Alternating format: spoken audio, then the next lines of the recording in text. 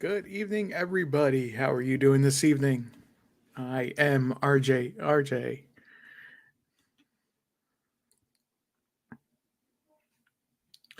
And we got a couple people here. Thank you very much, ladies, for joining us. Ladies and gentlemen, if there are any gentlemen that are here as well or watching us on replay, I want to thank you very much in advance. I'm going to start tonight with a trigger warning. I am ticked off. And you're going to find out why in just a moment. I'm going to lead this tonight as I always do with my top five things, and we have some very sad news in one of my top five things tonight. There's a 10-year-old girl that has been reported missing in Chippewa Falls. I apologize if I've mispronounced that town name. It is in Wisconsin.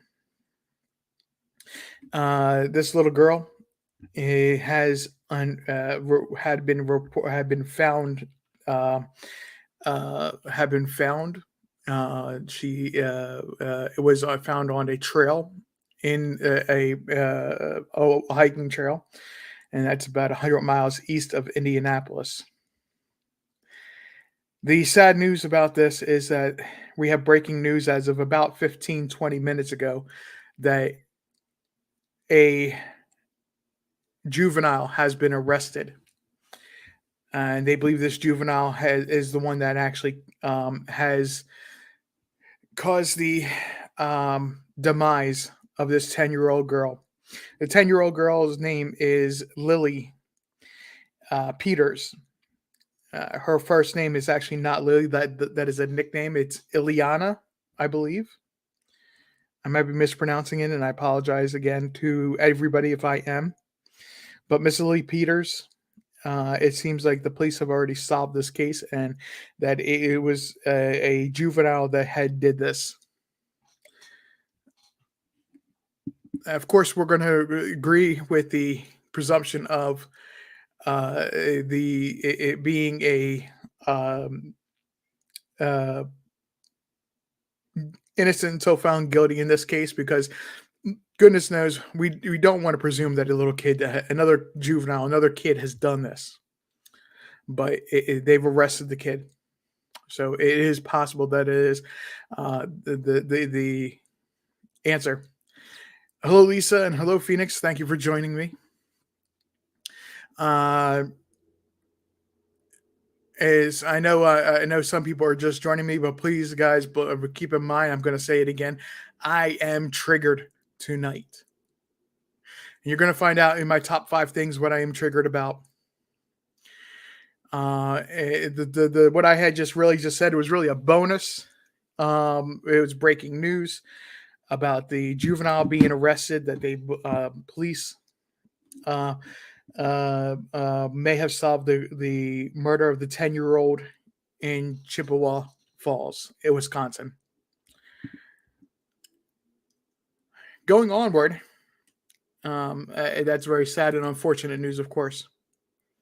We're going to change the direction a little bit for a moment, and we're going to talk about the Pop-Tart trial. And yes, I do mean the woman from Aquaman and the lead male from Pirates of the Caribbean. Before I do go forward, I do want to say that this is under fair use. My commentary is covered under the Fair Use Act. And that Fair Use Act says fair use of a copyright work, including such a use by reproduction in copies or phone recordings, or by any means specific by that section. This is, of course, Section 107. For purposes of such as criticism, comment, news reporting, teaching, including multiple copies for classroom use, scholarship, research, it is not infringement of copyright. So, yes, we are covered under the criticism and comment section of the fair use at the moment, and we will be covered under the rest of it as I go forward into tonight. So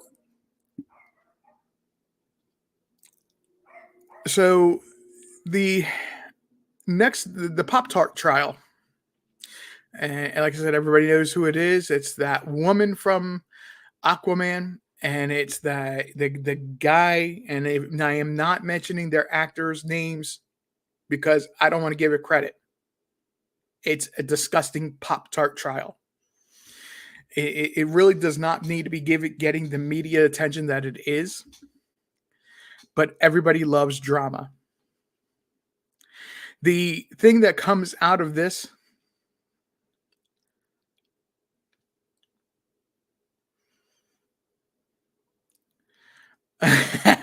Phoenix, I understand, but I don't know what roles he's in, because I just don't, or she is in. I really just don't pay attention to Hollywood that closely to say anything more about than the Pirates of the Caribbean, the captain from Pirates of the Caribbean, and the woman from Aquaman. I don't know anything more about them. I really don't. But here's the thing that is a positive that is coming out of what is going on, and it's not what the media is reporting. It is not what the media is reporting. The media is reporting all this BS that is going on about what happened in the bedroom, what happened in their private life, and what happened. That's not what's going on. Everybody's missing the big picture on this. And ladies, I'm not downplaying that if anybody was a victim of DV, please understand, I'm not downplaying that. What I'm going to be saying is it's about time that there's a national conversation that not only are men capable of acts of DV, but that women are equally as capable and should be held accountable to the same standard as a guy is. Whether it's emotional, physical, or whatever else kind it could be. It's about time that conversation happens, that it is just everything is equal. No matter if it's male or female. And this is going to be a hot take moment. And ladies, I am sorry. I think somebody just said his name was Johnny Depp. I give him credit. As much as he was messed up on drugs and drinking, and admittedly said so, he had displayed self-restraint from what she had been doing, I would say 90% of the time, until he was at the breaking point. When he had enough, he had enough. What he said in text messages and what he said to his friend, and it's despicable and deplorable. And he actually tried to admit it, that I'm disgusted by what I said. And a lawyer cut him off.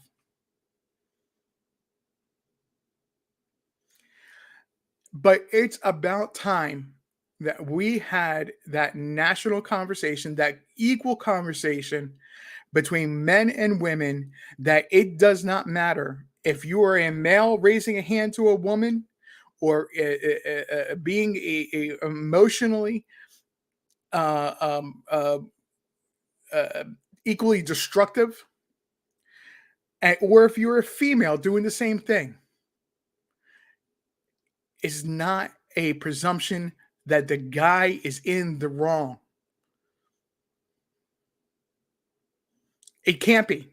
Never should have been a presumption that the guy was in the wrong.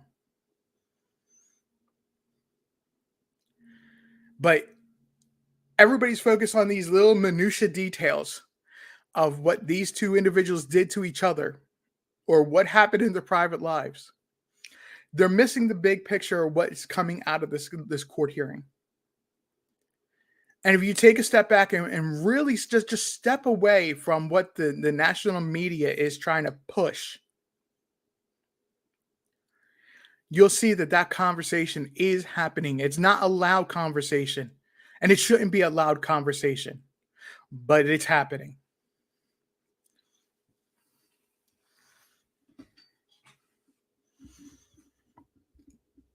That's my, like I said, that might be a hot take moment, guys. I apologize if it does land up being a hot take moment, but it's just something that was irking me about this whole Pop Tart trial, and I was trying to stay away from it, but I couldn't refuse. So the next thing I'm going to talk about, and like I said tonight, guys, I'm triggered, I'm ticked off, I'm mad, that things are landing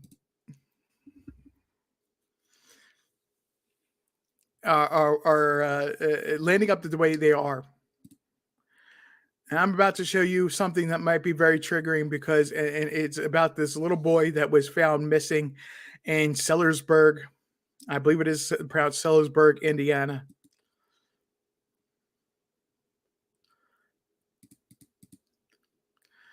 This little boy was found in a field not very far off the road. And what the police are reporting, from the state police are reporting in Indiana, was inside that very suitcase.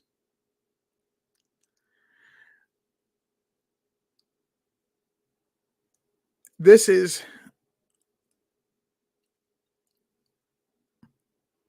the police are sugarcoating it. The police are sugarcoating it, saying, yes, this little boy was taken care of. This little boy was somebody's child. But let's be honest. This third little boy was thrown away like trash. And it should not have been that way. Whether it was an accident, whether it was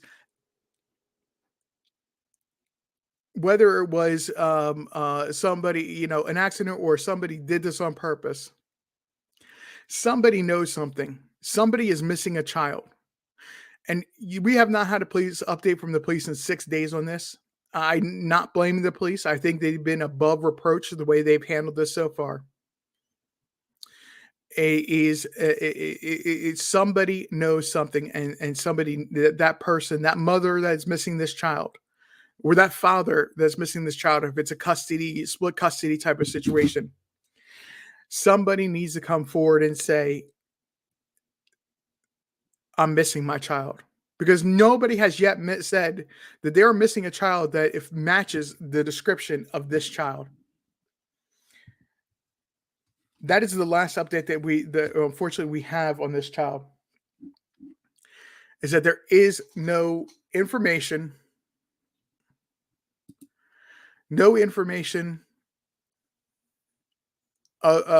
saying anybody has come and stepped forward yet.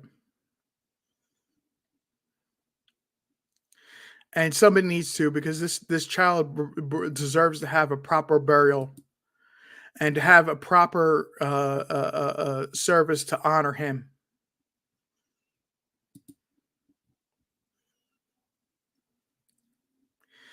It really irks me. I come from a family that I didn't always live in the best neighborhood. I have a stepsister that is biracial. My parents took in foster children. And the foster children, it didn't matter what race they were, what demographic they fell into. Whether they stayed with us for, say, with my in the house of my when I was growing up for a weekend and emergency placement, or if they were staying 3 months, while the courts decided what was the best course of action. It did not matter. And it does not matter what the demographic that the government loves to place everybody into is. This is a child that deserves to have his moment of being recognized of who he is, that he's a light lost in the world.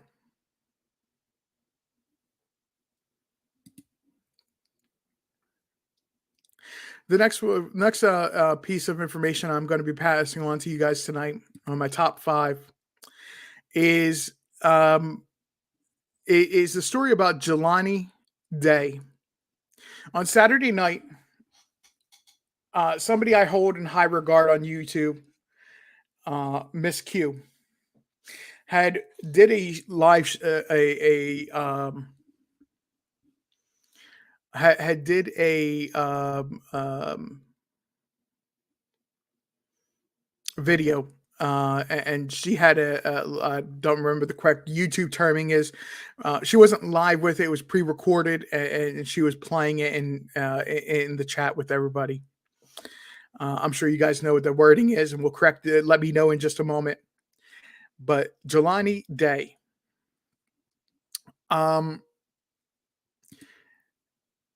he is, and bear with me a moment here.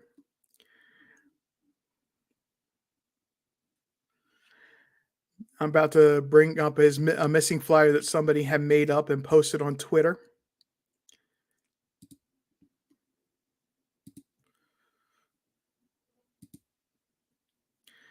So just bear with me one moment here. I appreciate everybody's patience with me as I get this all set up.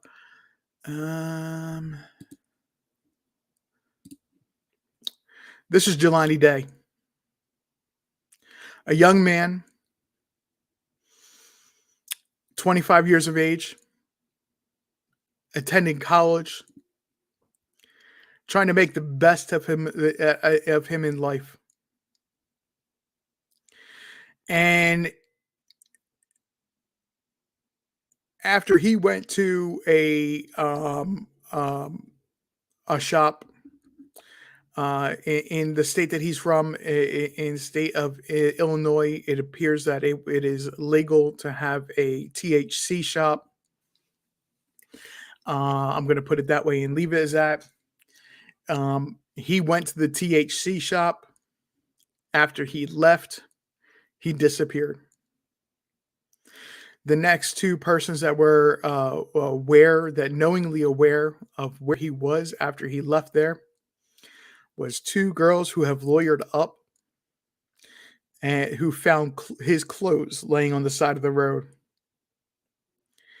And about a mile and a half, 2 miles, I believe it was, down the road, and in the river that is often off of a beaten trail that only locals would know about, they found Jelani Day.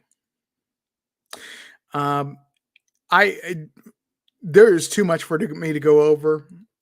This is another young man that deserves justice, deserves to have his story told, to have the police investigate and give him justice, give his family justice. The details, I'm going to be honest, guys, ladies, the details are horrendous. I do encourage everybody to go to Miss Q's channel and it was on Saturday night, and watch the premiere. That's what she did. It was a premiere. Watch the premiere for her, what she had put forward. There's a lot of information. It was very good. It is not a short live premiere, guys. And you're gonna need to take breaks, tissue box.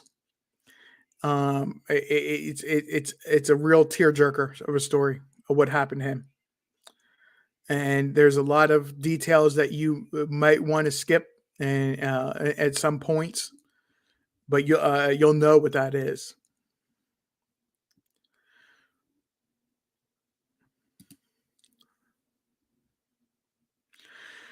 This is the story right here. Not Jelani Day, although his life being snuffed out and the way he was found, the condition he was found, it is disgusting.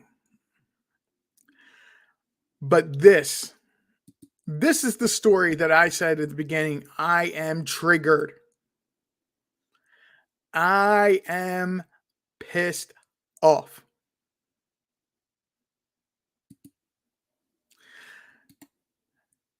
And this is what I'm pissed off about.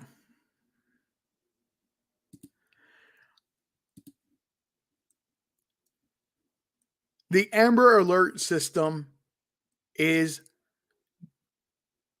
horrible. It excuse me, sorry about that. It needs to be fixed, or another system of reporting missing persons needs to be in place, because what I'm about to show you is the most horrible, horrific thing that I can imagine. Forgive me as I take a drink of water there. Okay, so just today I found this. Just today I found this.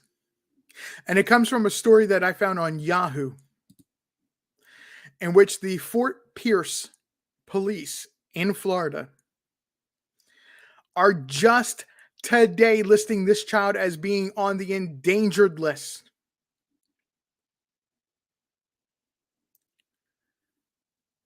I want you to see this. This child is just today being listed on the endangered list.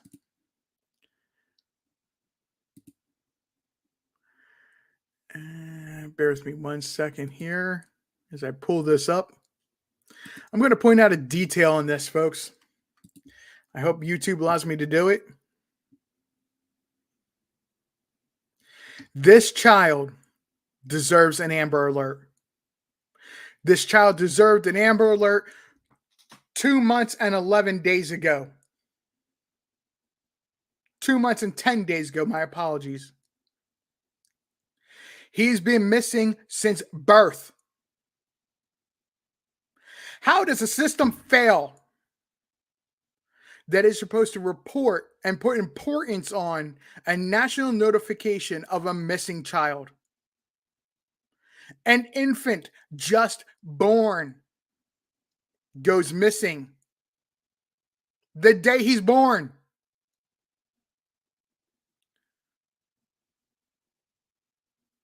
The day he's born, he goes missing and has not been seen for 2 months and 10 days.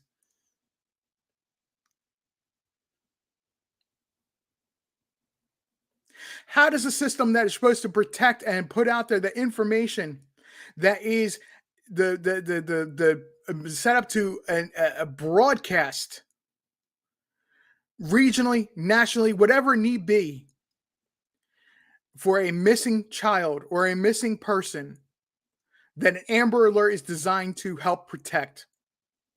Regardless of that this is possibly a person related to him. Okay? We have a person possibly related to him going by the last name. These are the two adults, supposed adults, that are acting so irresponsibly to have to run off with a newborn.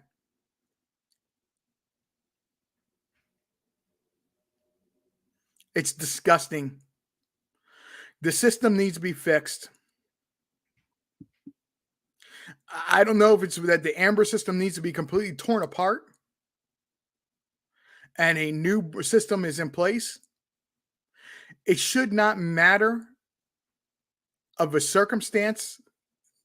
If a child is endangered, they deserve to have that Amber Alert put out there. They deserve to have the national attention to go, whoa, wait a minute. This is majorly wrong. And it needs to be fixed. No, this is just a news story that I found just today on Yahoo, that an endangered child report has just been filed today.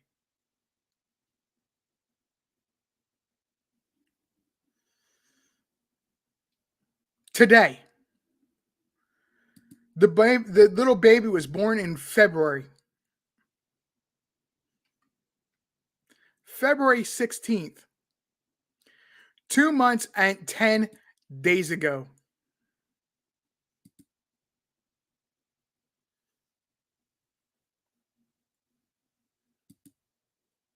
It's no wonder that with all the children that are gone missing since then, whether it be Michael Monkey Vaughn, or the little girl. Now they did find her quickly, or the two girls that they found in Boston after they've been missing for 2 days.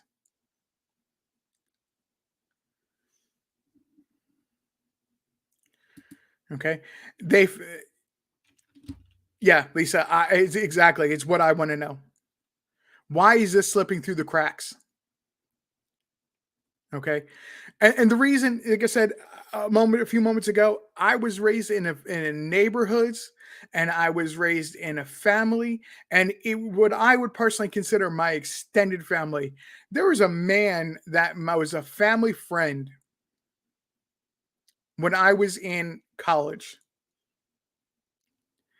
because my own father couldn't be bothered when I was college age to come pick me up from college if I needed to get away from the campus for a weekend and go home, who worked in Philadelphia, Pennsylvania, would drive almost to New York City to pick me up. Never asked for a dime for gas. But my own father wouldn't be able to do that. Wouldn't be bothered to do that. So I was raised in neighborhoods and around situations where my extended family, my stepsister, and the foster children that him and his wife took in. Okay. I have siblings and I have cousins that who people I consider to be cousins. Not, are not even closely remotely blood related. And if you go by the government's the demographics, they're either mixed or they're black. So I don't buy into, and I don't believe that this system should have an inkling of promoting one demographic over another. But here we have and I don't mean any discredit to Summer Wells, because we are going to talk about Summer Wells, but they should not be promoting Summer Wells on that Amber List if they're not willing to report this child, who's an infant, a newborn still, Michael Vaughn, or any of the other children. Like I said, there was two girls that were missing from Boston that were just found the other day after missing for 2 days. An 11 and 9-year old. I don't remember their names, but if you just search that Boston PD, 11 and 9-year old missing, you'll find the two girls.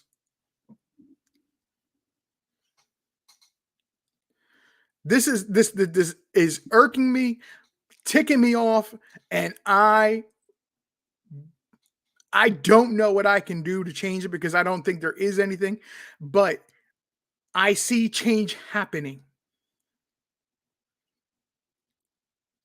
I see change happening.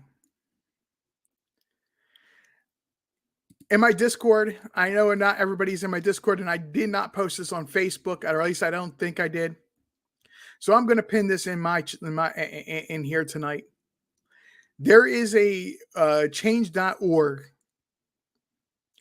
that is that is starting, or has been started, to fix Amber Alert system for the children that do not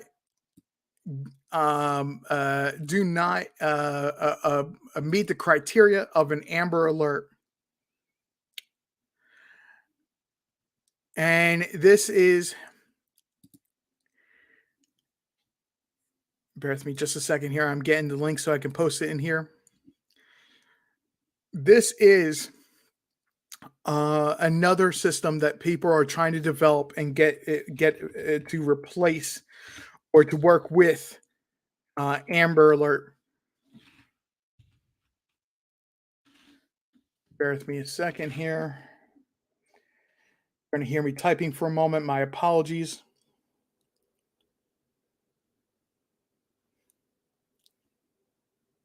Yes, please keep sharing these pictures. I found it on Yahoo today. If you Google this little boy's name,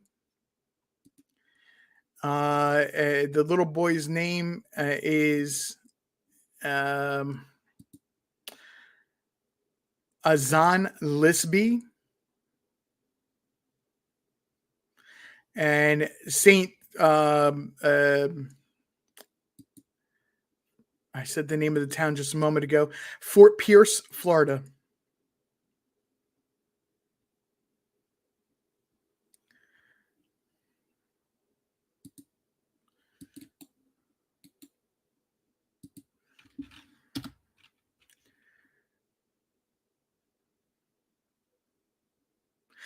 I'm about to do something that I kind of try to stay away from. I kind of try to stay away from, and that is to suggest everybody go to sign a petition because that can be political. Um, but if this is a means to fix what is wrong with the Amber Alert system, then I am 110% for this being enacted or taking a lot bigger step forward. So I am encouraging others. I'm going to encourage others. Please sign this petition and spread this petition as well, because the Amber Alert system, and which has really got me on like I'm ticked off type of thing. Okay, so just let you know, you guys, it's going to suggest that when you sign this petition, that you donate funds to the petition. It's change.org. They always do that. Ignore it.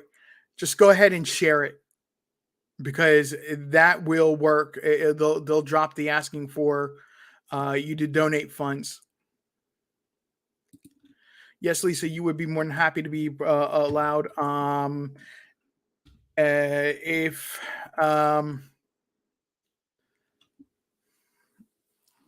bear with me just a second.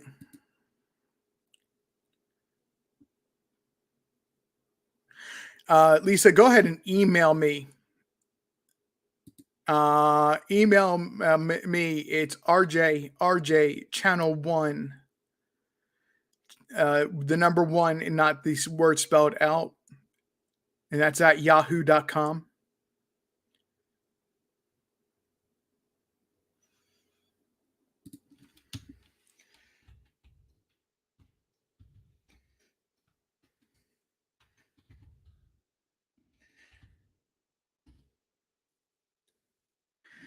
Okay.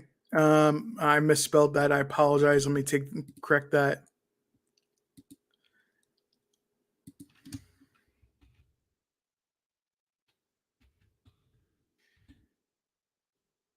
Bad typing skills tonight. Sorry.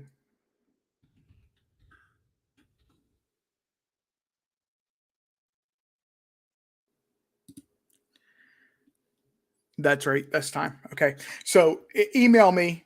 Do not worry. Nobody will find out who your email address is. Nobody will find out any information. It's my personal email for my channel. So you are fine to email that address.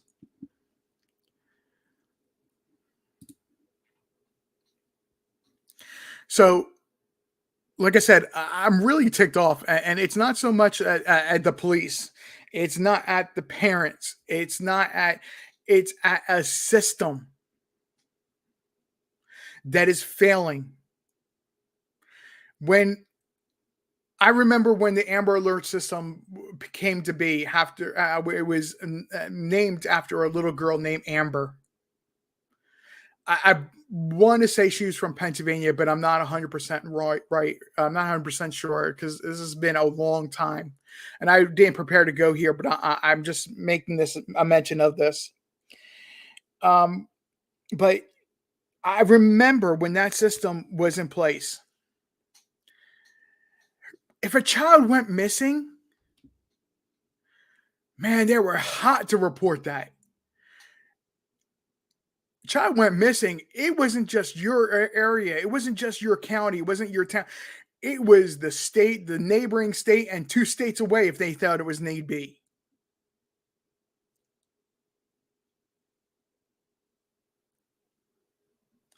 A lot of times now, it's this county only, or maybe the neighboring county. And then it's very difficult to get a neighboring state to participate. Not long ago, there was a story, and this has been since Summer Wells has gone missing. Since Summer Wells had gone missing, where there was a request sent to Tennessee for an Amber Alert because I believe it was Florida or Alabama believed that the child and the parent that didn't have custodial custody was headed through or to Tennessee. Tennessee sat there and said, "You haven't presented proof. We're not issuing an Amber Alert in Tennessee." And they found the child and the parent in Virginia.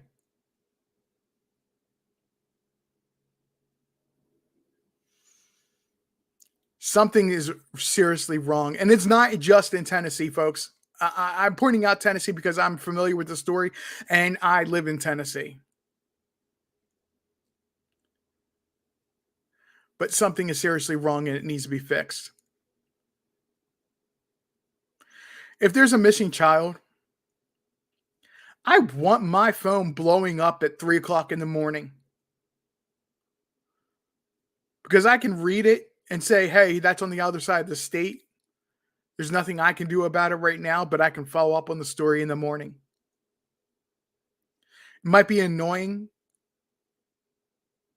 It might be or it might be annoying to some. Goodness knows we have Don Wells when he was when they were out searching for the for summer, complaining about the helicopters. It can't be any more annoying than that because you can go into your phone, put that do not disturb on, and it'll sit there till morning.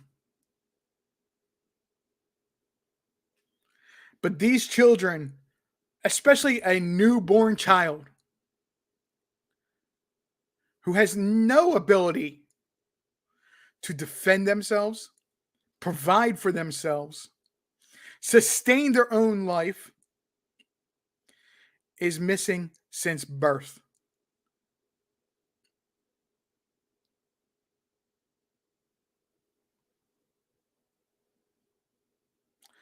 Now, guys, forgive me. I'm going to take a second here. I'm going to chill out for a second, get myself a quick drink of some soda. Love my root beer. And because the next story is actually a positive story, and I want to give its true justice because it's going to lead me into talking about Michael Vaughn.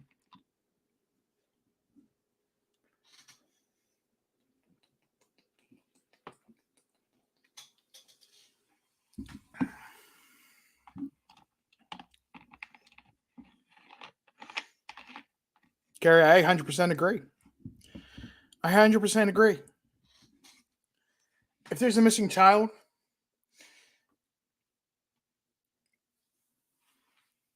I think that alert needs to go out, regardless of what time it is, regardless of if it meets that stipulation that Amber does or doesn't meet the Amber Alert's guidance for its alert.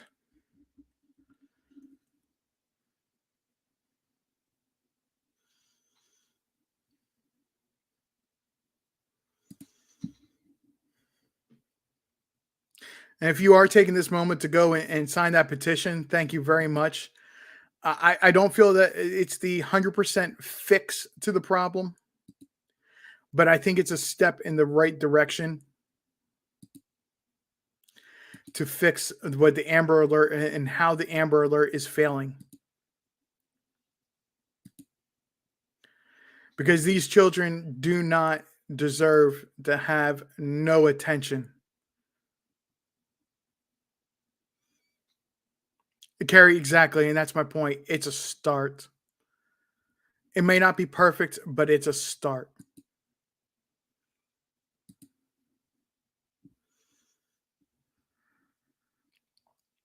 Now, on my Discord tonight, I did warn people that I was going to have a possibly a hot take moment, and I was probably going to be on a soapbox tonight. And it was going to be in my top 5 stories that I think that are not getting national attention that do needed national attention. But I think if you understand my how my blood is boiling all over this, and why my blood is boiling over this, you'll understand that it's justified.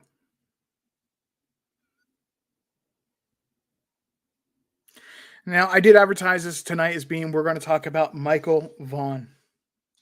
And as you guys can see, I'm learning with YouTube and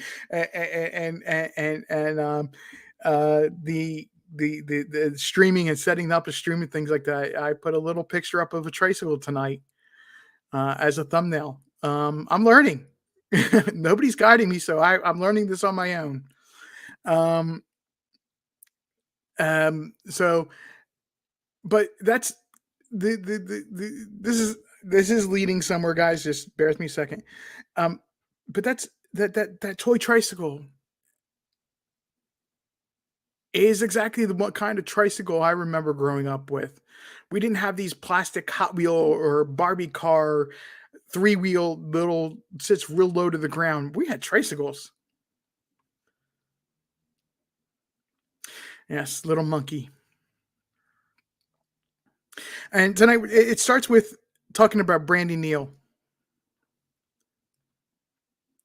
And no, my intuitive or natural side of my instinct side of this does not say that either of the parents have anything to do with this, regardless of the father not willing or wanting to speak in public. I think at this point, and with the police coming out and saying that they both passed polygraph, that it's fair enough that we can presume that unless Mr.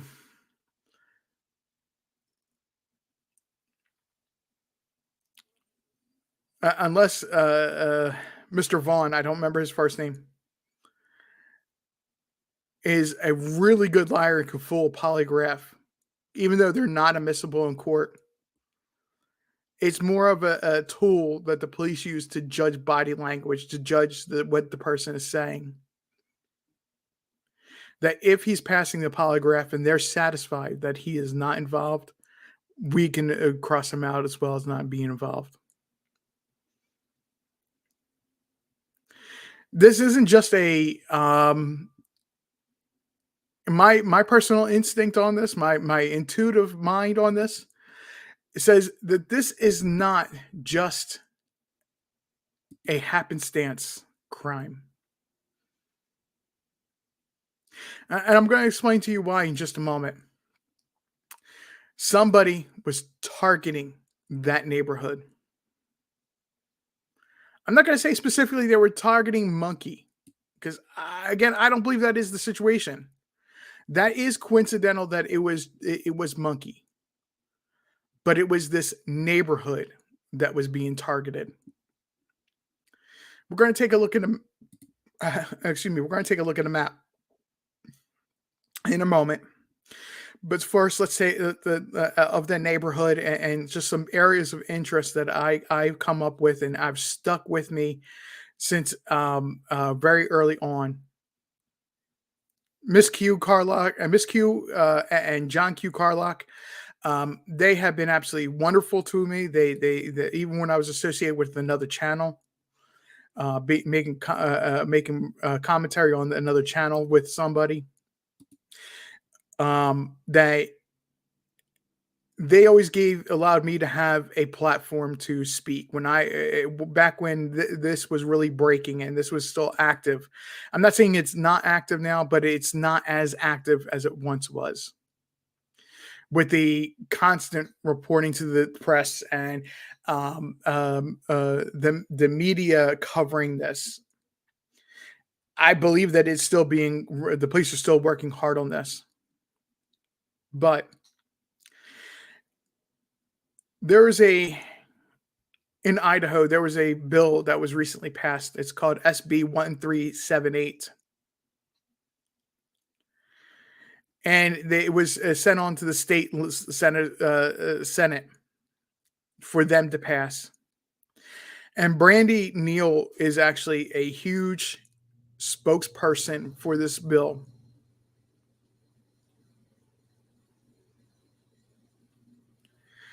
And she has been doing a lot of work and being very vocal about this bill.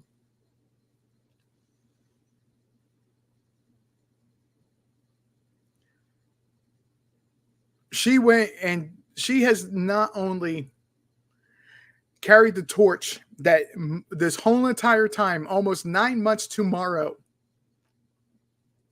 9 months on the 27th, she has carried the torch saying that we are bringing Monkey home. That they are going to be bringing home their son. She's never wavered from that.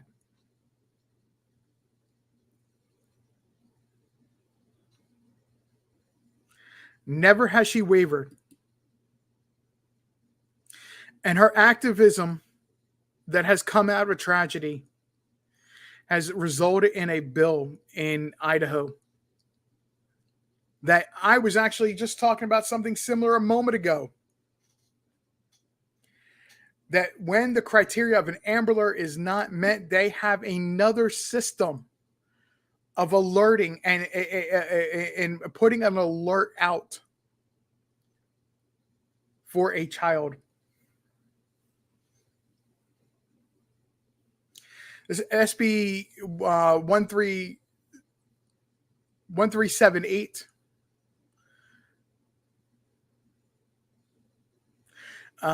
This bill that is being passed in Idaho.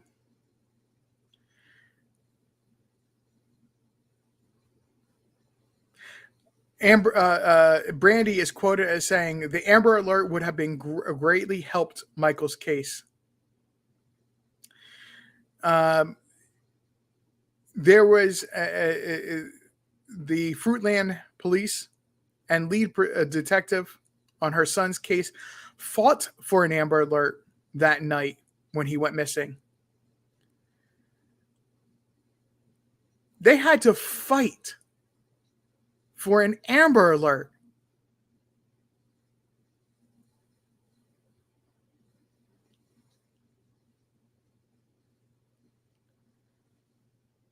And it should have been automatic.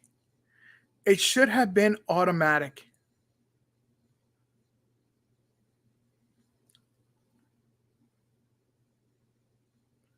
This new bill that Brandy is fighting for, the bill, it would allow Amber Alerts to stand alone while discarding some of the other alert systems to consolidate a missing or endangered persons alert into one endangered missing person alert system. And I'm quoting this exactly from a article written by Alexandra Duggan that was written on March 21st, 2022. I wanted to draw attention that through the tragedy that Brandy and her family are going through, she is striving to not only continue to have hope that that Michael Vaughn is coming home and alive, but she is also taking a role of activism to help other parents, other families that land up in this situation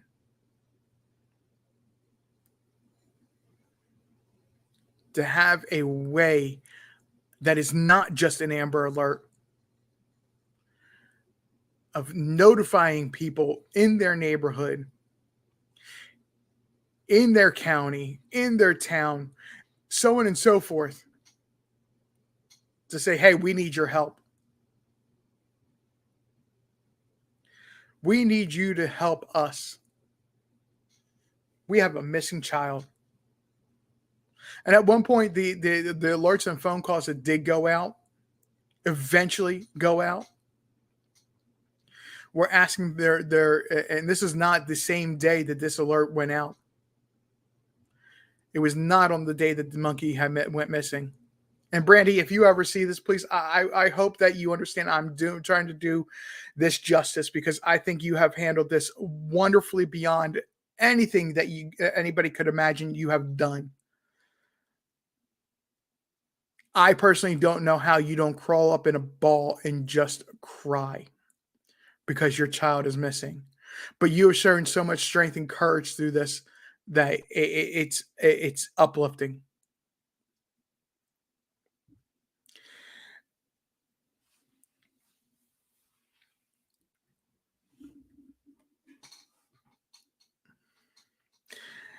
But out of her tragedy, she's trying to find a resolution that this does not happen to this degree to somebody else's family.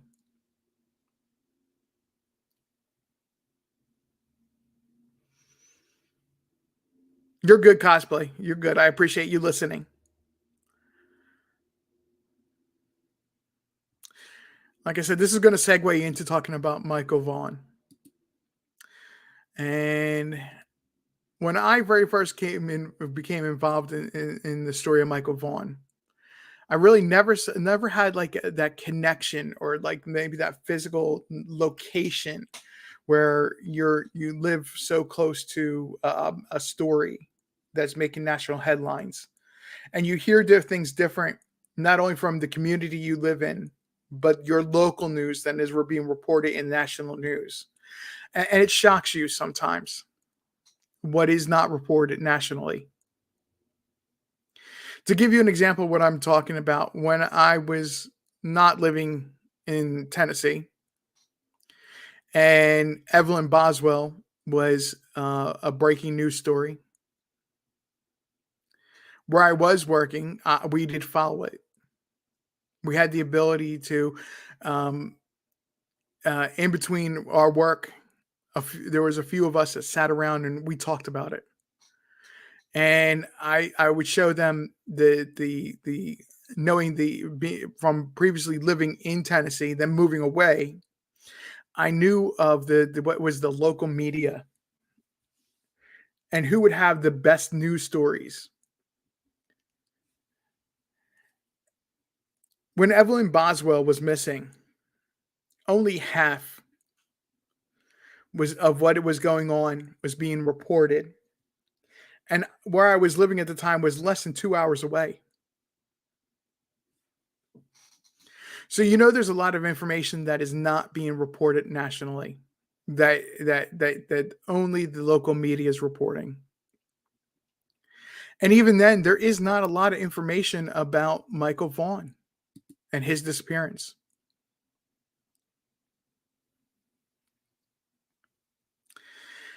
What we know is that approximately 6:40 p.m. on July 27th, they say it's anywhere between 6:30 and 7, but it seems more likely that it was around 6:40 p.m. Michael Vaughn was probably already given his bath for the night and inside. 4 or 5-year-old kid, understandable. 6:40, 6:30 at night. That's not uh, um, uh, um, too early. And Dad had to go into the back of the house to attend to other kids, to the other kids that were there. Mom was out work, and she was later notified of what happened after the dad realized what had happened. Wearing a blue Minecraft shirt. Some reports say either dark blue or black colored boxers. Michael was in the living room. And while dad was in the back of the house, it appears that Michael had slipped out. Correct, Carrie? Had slipped outside. So we have about a 35-minute window, roughly, in which Michael was unattended, but in a secure house, that he went outside. One of the neighbors had said they had seen him walking around the neighborhood, and when he knocked on their door, they told him he had to go home. He had to go back home. In the process of him going back home, he actually walked past his house. Walks past his house. And this is where you need to take a look at this map. So bear with me just a second here.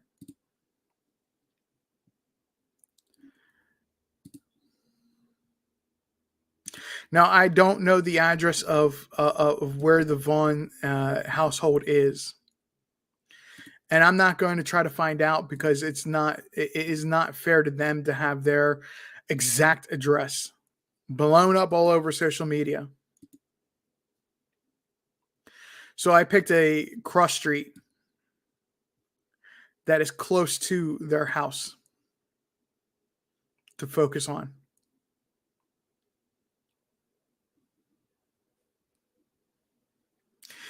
So he, wandering around the neighborhood, it's July, so him being unfortunately in boxer shorts, it's slightly odd. Okay, it's odd. Other than it could have been after a bath time for him. He's getting ready, pajama ready. That he's out wandering on the street. And there's a couple areas of interest that have always stuck out to me on this. And forgive me, guys, if you get a little dizzy here. I am zooming in and out a little bit here. The first area of interest is right here. This is about a block and a half, 2 blocks away. Yes, he would have had to cross the street. But if he was taught, as children that age should be taught, you have to look both ways and make sure no traffic is coming before you try to cross the street. It should always be with a parent when doing so. That it's possible that they've taken him over to that playground. They played around, ride bicycles, do activity like throwing a ball, a frisbee, or playing catch, or kicking a soccer ball around over in this field.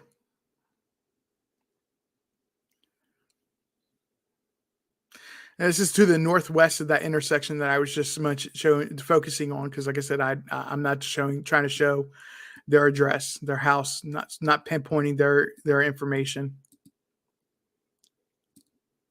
That is a possibility. However, when they brought scent dogs out, that's not the direction that he was headed.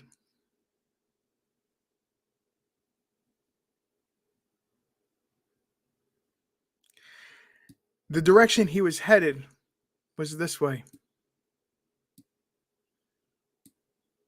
which is the second area of interest, and actually my primary area of interest when I talk about Michael Vaughn. No, he did not make it all the way to this area. After he passed his house to the right, as has been reported, his scent by the scent dogs stop dead cold.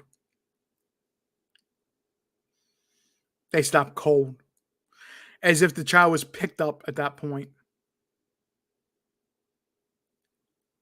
But why would a child be drawn to head to this direction? It's summer. It's July.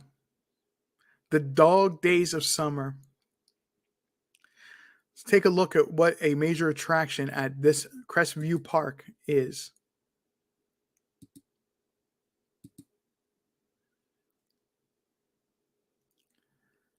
They have a splash pad. They have a playground at this location. What kid at that age doesn't love getting wet and cooling off in a sprinkler or at a splash pad? Or go play on swings or go climb around on the monkey bars? My goodness, his name's Monkey. His nickname is Monkey, so that might mean he loves to climb around, climb up on his parents, climb up on furniture, climb up on anything possible.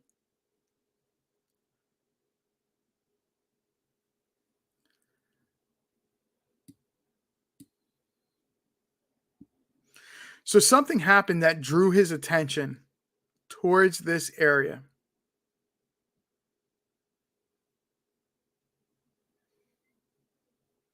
That made him go past his house. Now, in the beginning, there were, and I think I've heard conflicting story or information, but I believe they actually are still looking for a particular vehicle, a pilot, I believe it is, either silver and white in color or white in color. I don't know. Like I said, I'm not 100% sure, and I could be repeating some old information here. And if I am, I'm very sorry. I'll be more than happy to leave a comment if I find this out later, and put a comment in the comment section if I find this out later. That this vehicle has been um, uh, taken out of being looked for.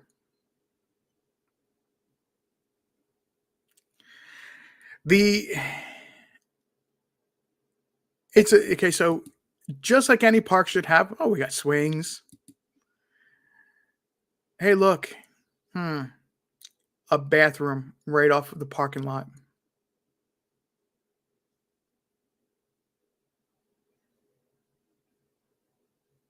So somebody could have been driving by, knowing that this, like I said at the beginning, this is not a story of they were targeting this child, but they were targeting the neighborhood. The coincidental part, and I don't like you using coincidences.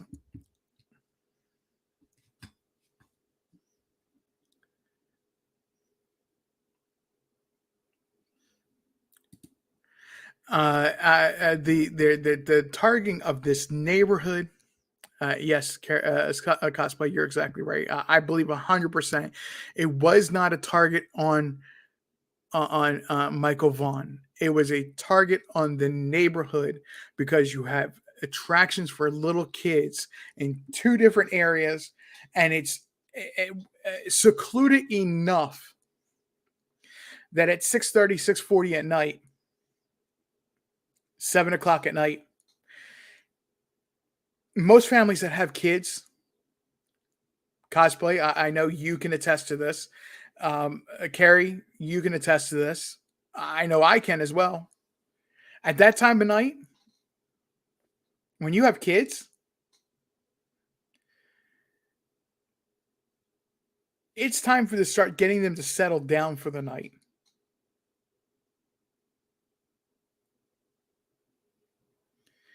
encouraging them to get still. But he had the moment of energy that he wanted to go outside, and he went outside. Now, I'm not blaming a toddler.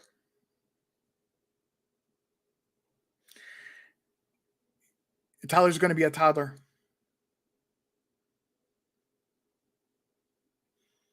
They don't have the knowledge to think logically through some of the actions they take, and that the doing this could result in that.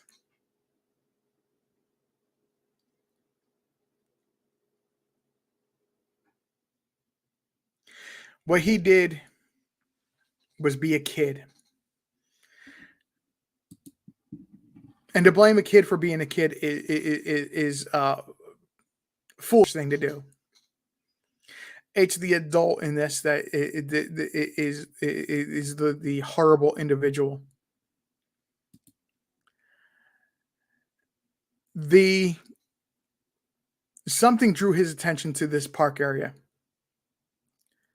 Now, why do I say this particular park area? And it's not just because of this bathroom.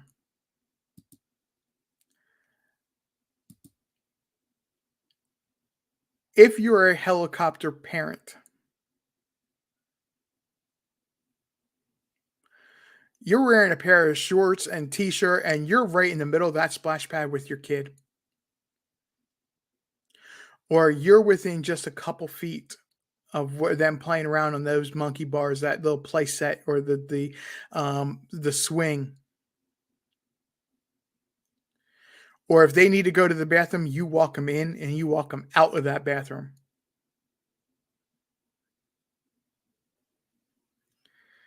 And we have the opposite parental style of fencing parent, a parent fencing parent who is going to stay at the perimeter of an area.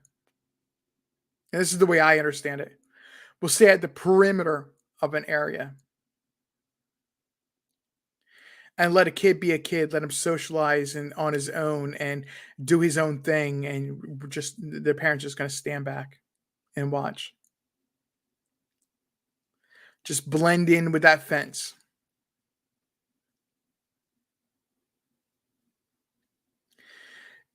My personal opinion, you have to find a balance between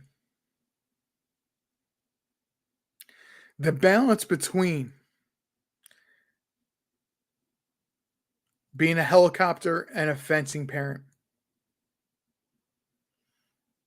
You got to let a child be a child sometimes, but when you're in a public setting like this, being a helicopter parent is a good thing.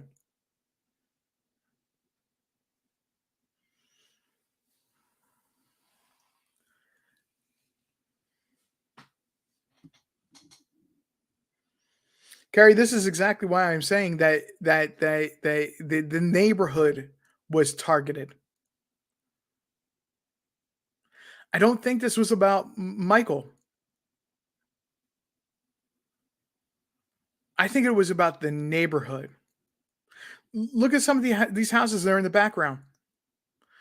Look at the map I just had up for a second ago. Okay. This is an area that was farmland. It's not old construction. I'm just going to zoom in on a random house here. Okay. In-ground pool. Nice sized backyard. Possibly a hot tub over here. This is new construction. This is not old. This is built within I'd say, the past 10, 15 years tops. There's no staining that we can see in the driveway. It's a cement drive pad area. There's no staining from a vehicle that's been leaking fluids. And there's fluids seeped in.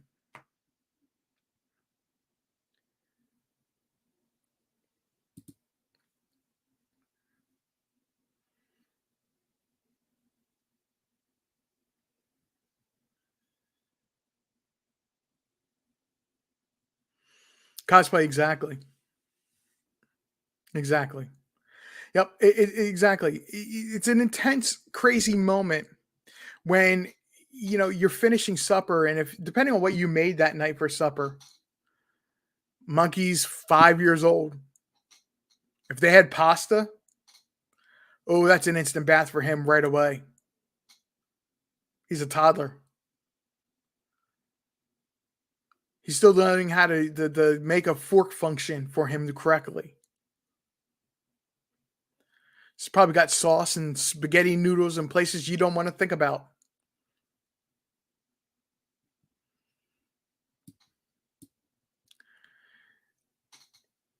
Like I said, that was just randomly I drew in on one particular house, but this is not. None of this is old construction.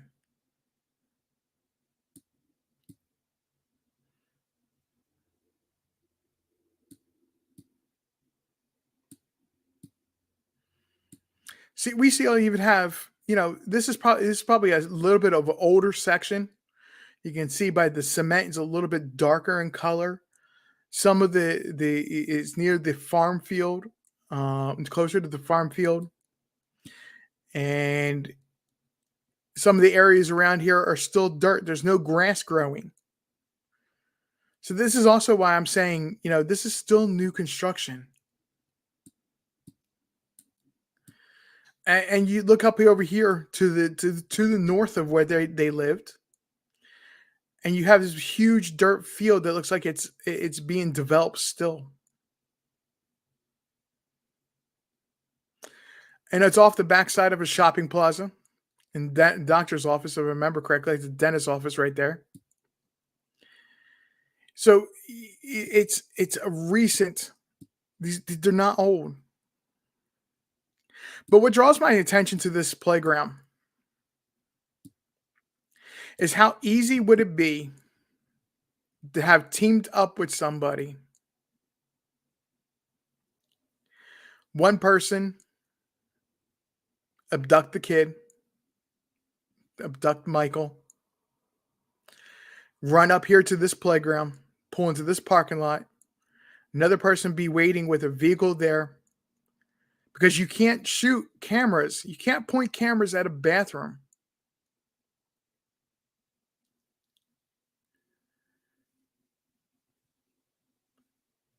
Run in there, change his clothes, get into another vehicle, take off.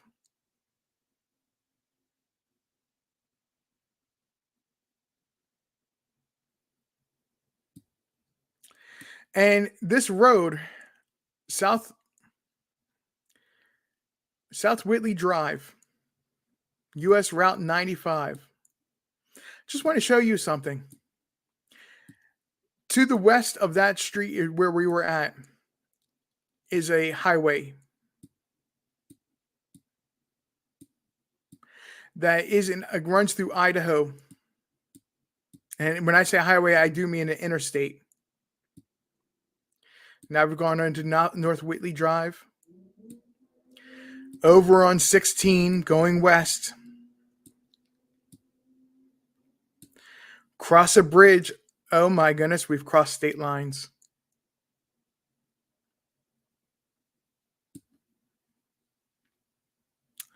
Crossing that bridge, we crossed state lines. We're no longer in Idaho. Continue west on this highway.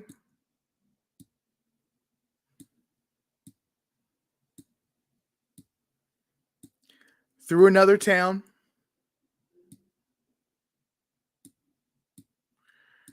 Guys, again, I apologize. Bear with me just another second. This is going to become quite clear.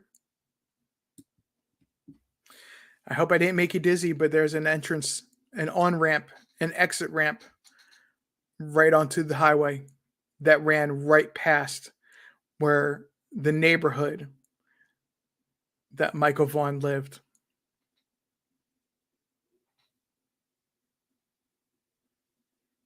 From there, who knows what direction they went.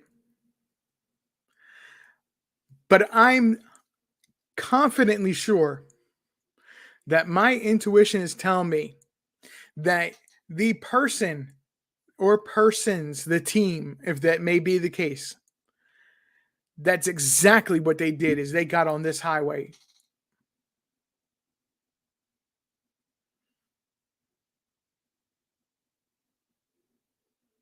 I've never been here. The only state west of the Mississippi I've been is to Arkansas.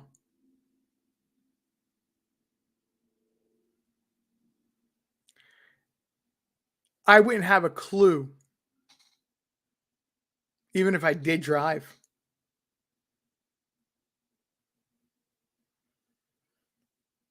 Other than scrolling through a map and finding out if you go north, that you go from Oregon into Washington.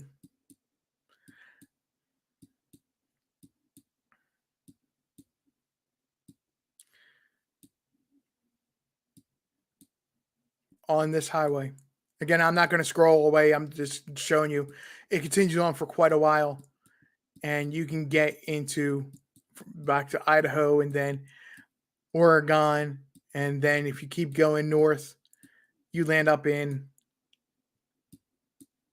Washington, the state of Washington. There's immense possibilities of which way this direction of this kid this kid was taken.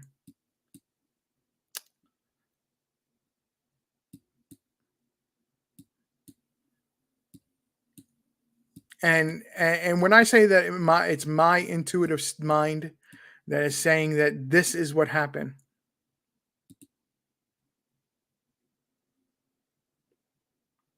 Please understand that's an open conversation for anybody else, because I know I have a lot of friends in here that are um, uh, intuitive, and they're developing their intuitive mind as well.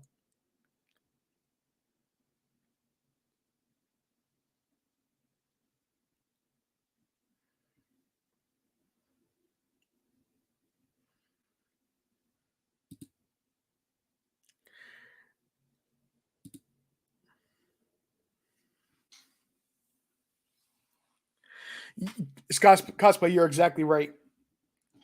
Cosplay, you are exactly right. This is exactly where and how that it is a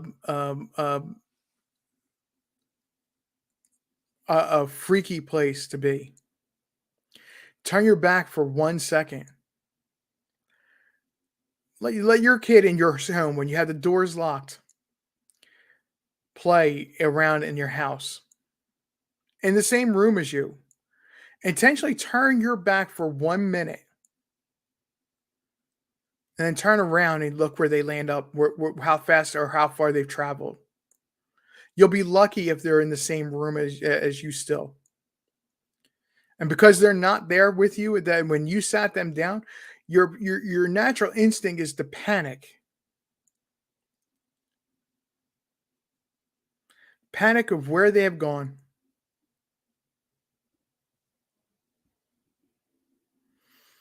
Guys, I said that I didn't have a lot to say about Michael Vaughn, just that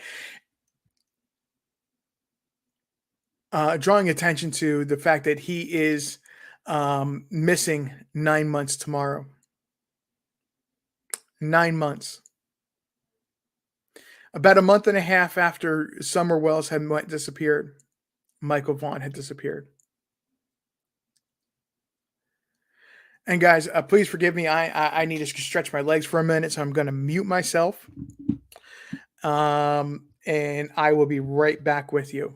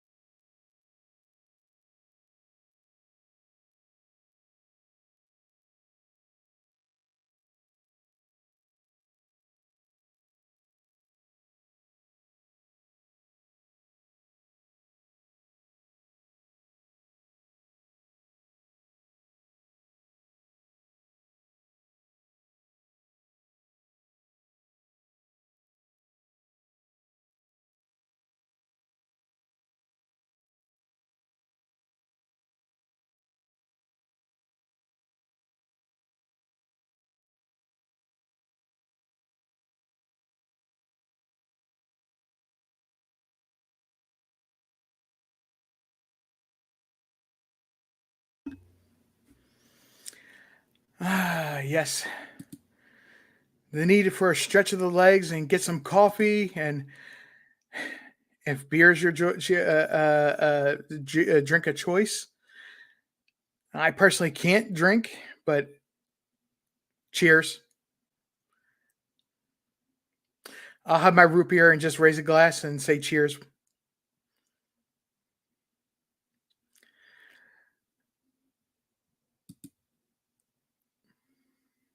So this is going to come full circle in just a moment.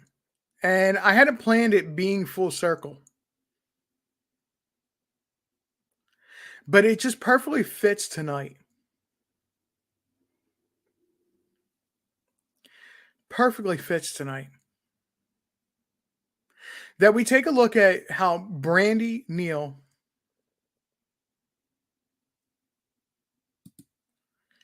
and again, please chat if you remember his name. Please let me know. I'm drawing a mental blank. Mr. Vaughn. I want to say his first name's Tyler, but I don't want to be disrespectful and be calling him by the wrong first name.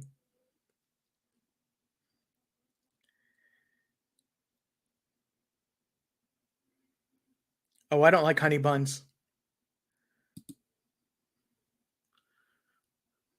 Don't like them. If I go for something I need a snack on or I need something to snack on, I'm a tortilla chip and salsa person.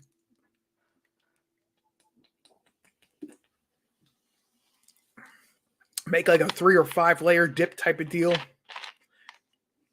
little sour cream, refried beans, salsa, cheese,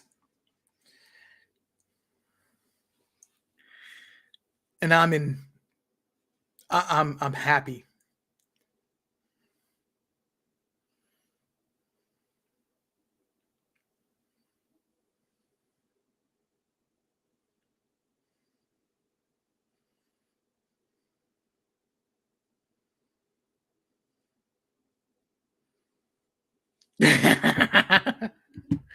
Eh, I'm sorry, Carrie. I'm so sorry. But you know how just that's just that good. And it's weird because it's not the cheese, it's not the salsa, it's not the when I'm in the mood for that kind of dip, it's the sour cream. The sour cream is what sells it to me. I could put sour cream on just about any kind of food, whereas people love ketchup or they love mayonnaise or they for me, it's sour cream. There's just something about sour cream to me that's just like, "Wacha."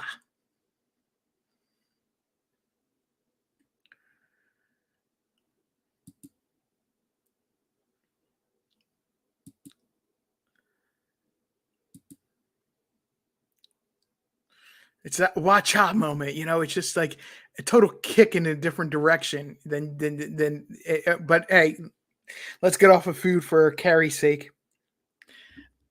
I promise this is coming full circle. This is going to come full circle in a moment, and we'll be wrapping up with talking about Summer Wells for a few moments here.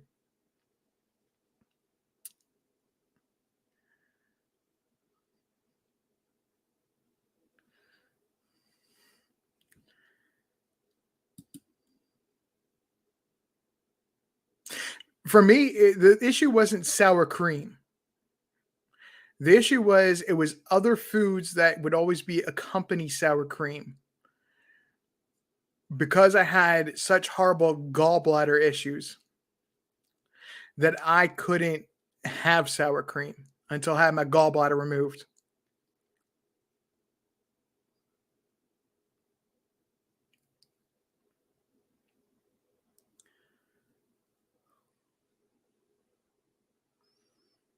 Now, just a reminder that we're still under fair use section 107. What I'm saying tonight is purely for commentary.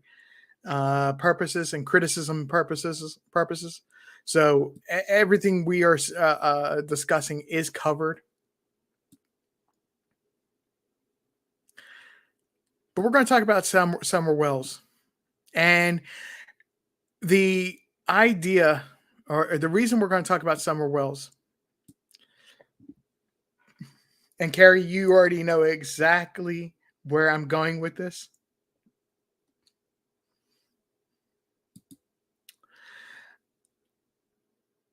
Carrie already knows exactly where I'm going with this, and she might not realize it, but in a second she is.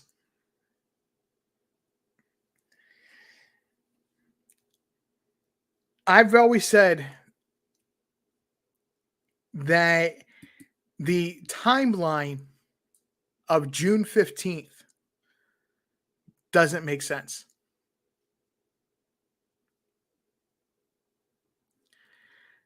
It does not make sense. And the reason I've said it doesn't make sense is this. You have this moment. You have this 3 to 4 hour block where the only information we know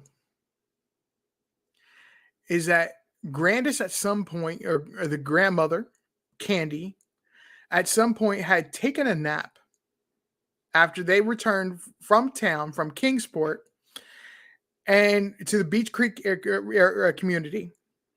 And they are relaxing on the hill. They're on the hill, and the only two events that we know that happen are that Candy took a nap and that they supposedly were transplanting plants, succulents to be exactly correct. And if you're not familiar with what they are, they're cacti. Different varieties of cacti is a succulent.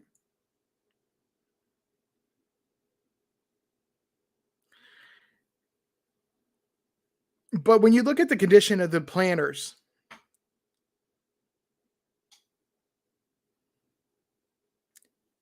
it doesn't make sense. It kind of rubs the storyline or the timeline in the wrong direction.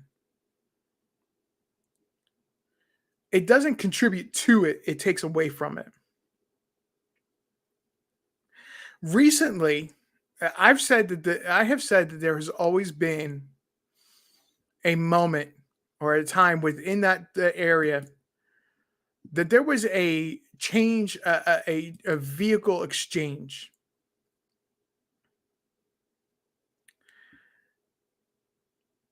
There was a vehicle exchange.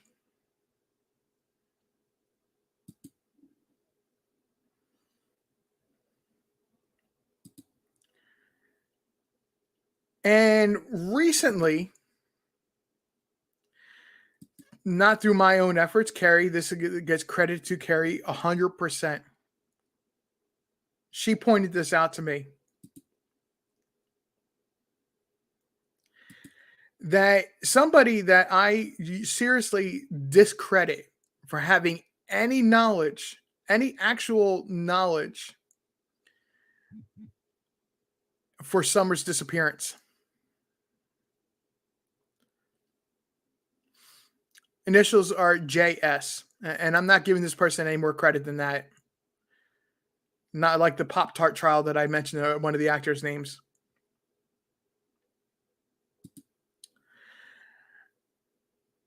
I've always said that when you take all the bits and pieces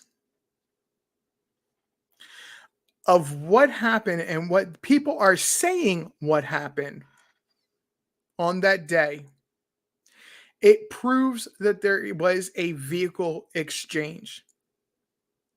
And I never believed that Summer returned to the home, went back in the home after they left that morning.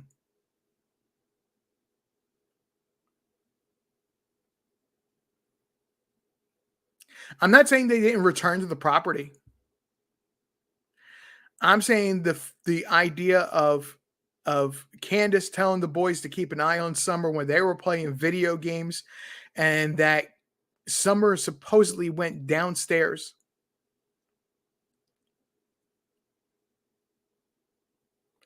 Supposedly went downstairs into the dungeon.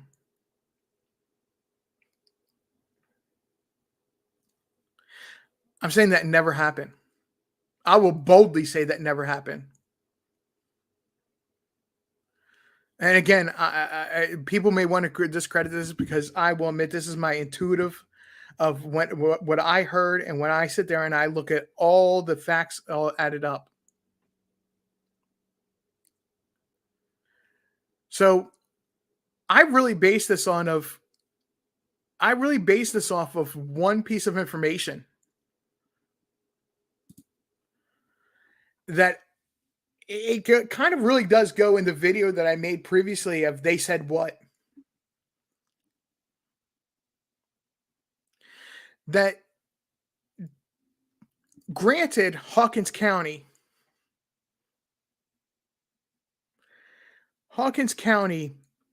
has a very unique language unto itself for this area. People that live in Kingsport, Bristol, the Tennessee and Virginia, and Johnson City, Blountville, they don't speak like they do in Hawkins County. I need to try to find somebody that and hopefully I can find that person shortly that will be able to help me explain that further.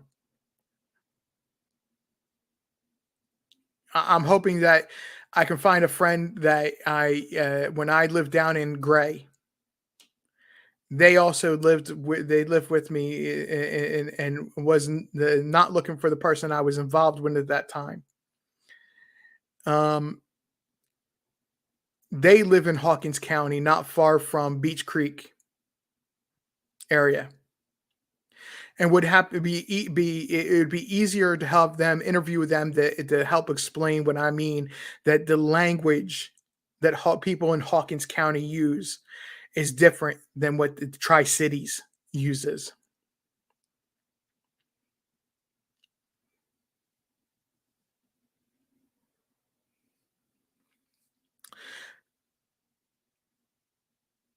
The one thing that stuck out to me and where my intuitive side kicked in and said that there was a vehicle exchange was the video that Don Wells made for Voices Behind the Wall,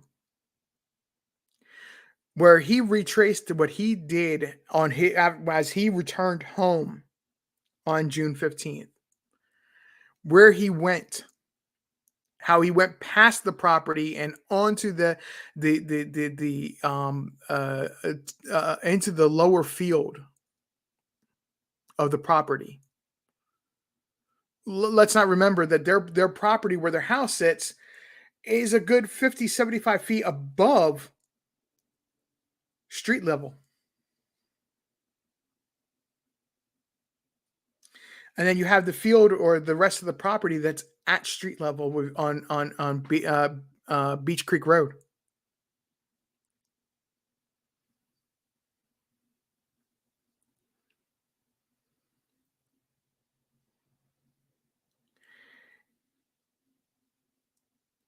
Don Wells said in that video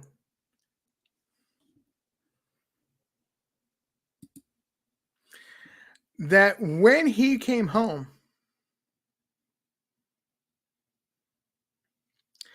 he drove past there and went up to that lower shed where he saw the boys.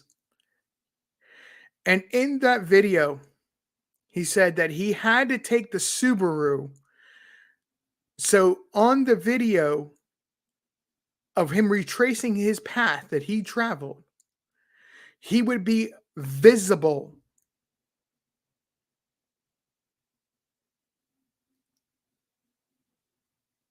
because the truck that he came home in would not have been visible. But let's remember he went to work in the Subaru.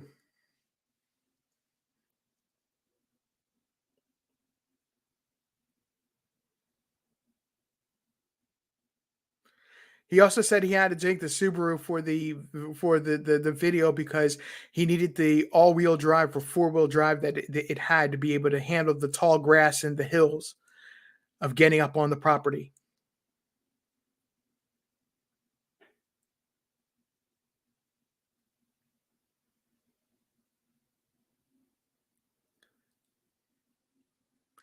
He went to work in the Subaru.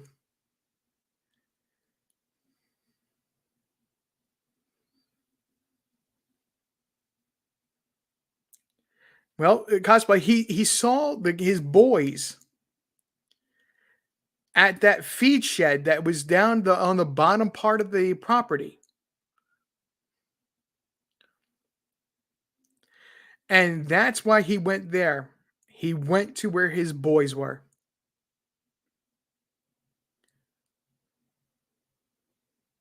Now, logically, when you put all the pieces of the puzzle together of what vehicle was where and why and when,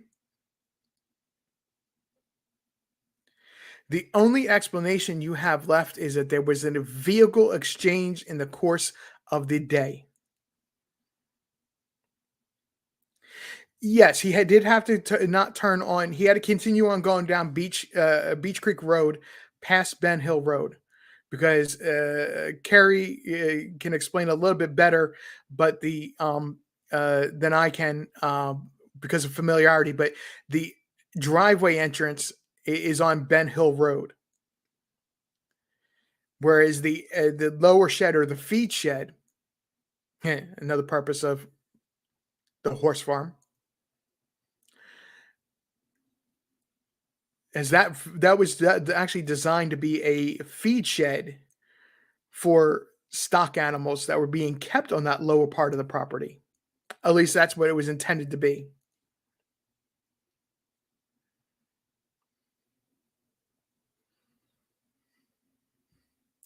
So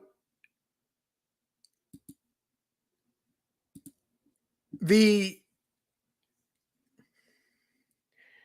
them being down there at this feed shed, which depending on who you spoke to, actually had bins, storage bins, and a trap flooring that had additional storage below the shed,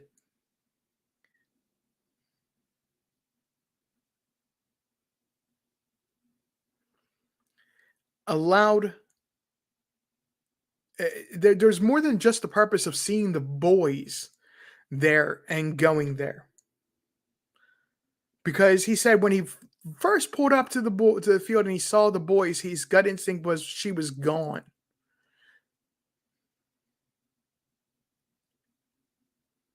Summer was gone. But that also means that when he said he stopped at the shed and checked the shed,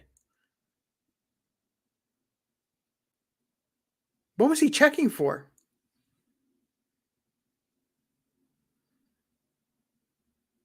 So recently, I'm going back to why I'm saying that, saying that, and I'm confidently saying that there was a vehicle exchange.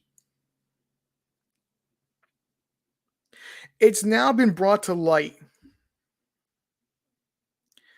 by a second and third source now, not just from Don Wells' mouth, but other YouTubers have said.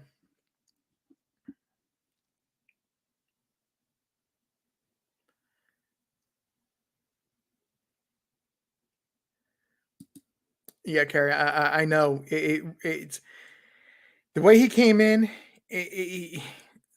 This is I'm taking it at face value right now. I'm taking what he said at face value.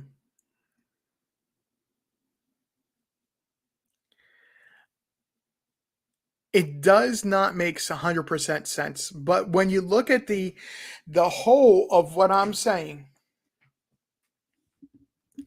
even though this puzzle piece is backwards or flipped upside down, it still fits in the right spot.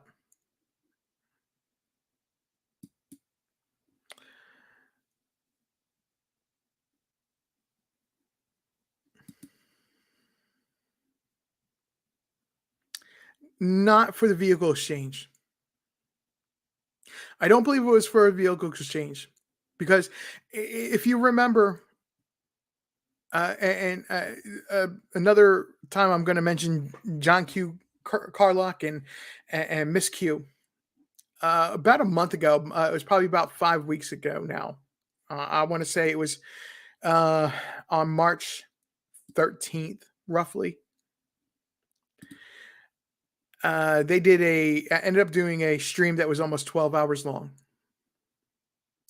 And I joined them on their panel, and we're talking about Summer Wells. And Mr. BK, Mr. Benny Keys, and again, respectfully, I do mention his name. I don't mean that to be in a negative.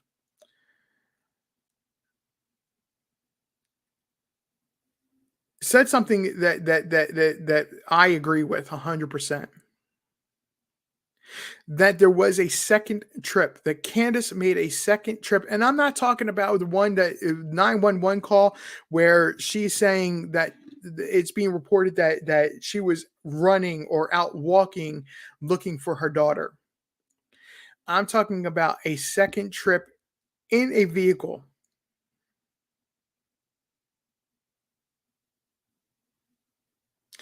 Right. Carrie, he did say we pulled in. But I think that really is going to be like a Hawkins County lingo issue.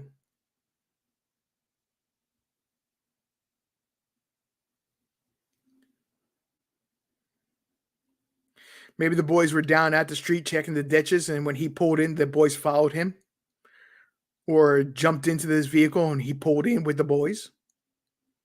So there's multiple ways that can be judged.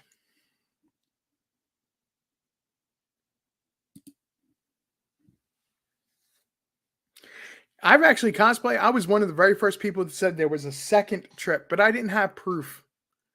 But my intuitive mind said there was a second trip, a vehicle exchange at some point.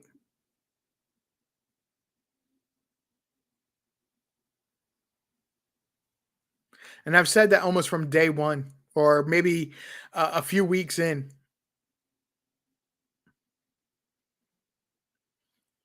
where things just started clicking in my mind and really started making sense. But cosplay, you're going on, you're venturing down your intuitive path yourself. Carrie, you have somewhat of an intuitive path, and I'm not trying to call you guys out on this, ladies. I'm not trying to call you out on this, but sometimes it's better to sit on information you know, just as I had to do with the dissertation that I had found back in about September, October. That may very well explain who the uppers are, because it's knowledge and information that didn't fit in quite then. And if you go and blurt it out, everybody's just going to sit there and go, "What the heck are you talking about? You're crazy."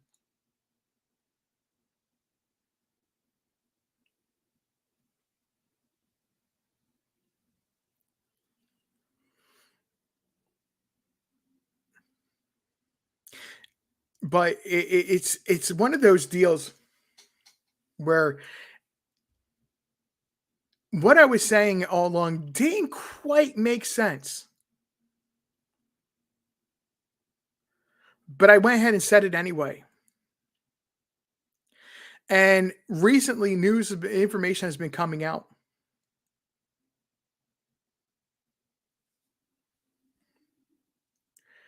You had Benny Keys, who had spent time talking to Candace and actually on Ben Hill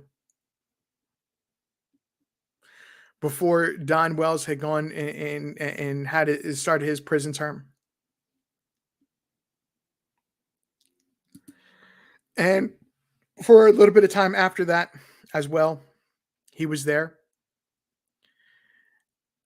and says and believes that information was suggested to him or information was implied that not everything is being not everything is being told as it happened to the police and to the press.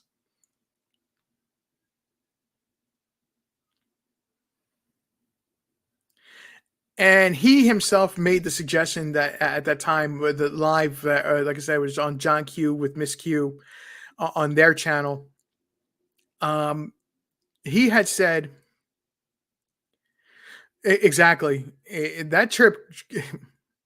That trip seriously changed him and what he thinks and how he approaches this. And if you look at his lives that happened right after that live with John Q and Miss Q, he seriously he was hurt, not just like a physical or an emotional hurt, but it was just like, oh, what is that character from um, um, Scrooge? Is it Marley? His business partner?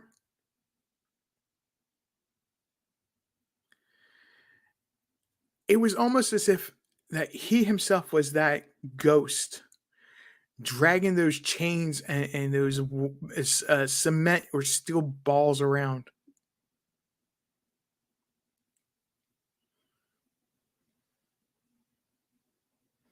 That's the kind of hurt he was in. So, like I said, I don't agree with him much. I don't agree with him normally with his tactics, and I'm not trying to call out his tactics. I'm not trying to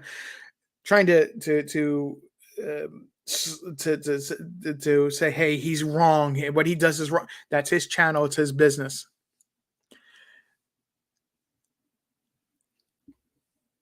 But the point that him and I agree on was that there was a trip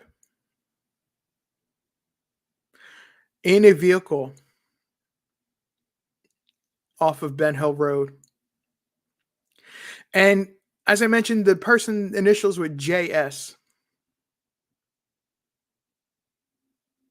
has recently come out and said, or had previously said, and it's really just been an area of focus because right after I had made the video of they said what, and I'm not saying anybody saw it and spun off of my video, but not far after I made that video,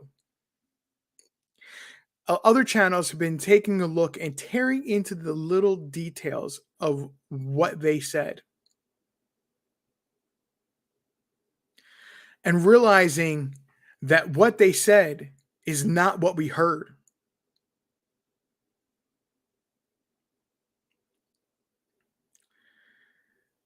When they sit there and look at those details and think about what they said, it's a very eye-opening moment. And yes, I'm referring to, I believe it was Don B that recently made a video about what Hunter said, H said about Summer being at the park at the swimming hole. It's not that she wasn't there at one point. It's that she wasn't there the whole time.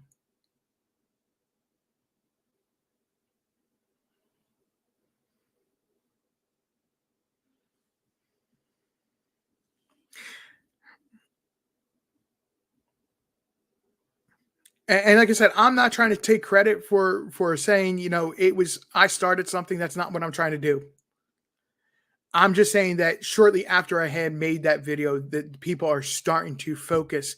And it's something I said within that video, that people need to start looking at the fine details. Not only look at what I'm putting out there, but look at what they actually said.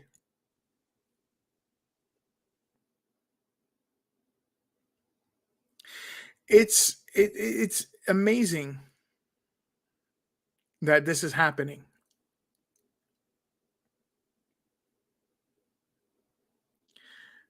And the person with the initials JS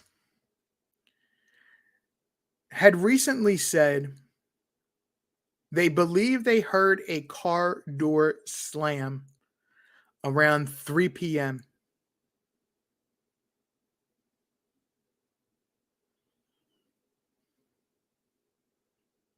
Now we're not sure if there was the person that same person does not say whether or not they heard a vehicle leave. But around 5:30 p.m., they claim to have heard the Subaru returning to the property.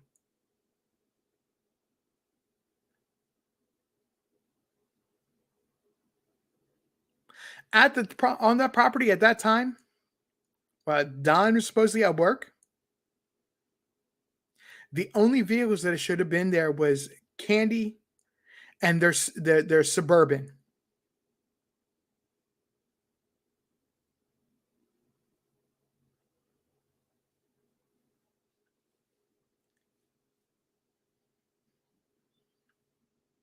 The Suburban should have been on that property.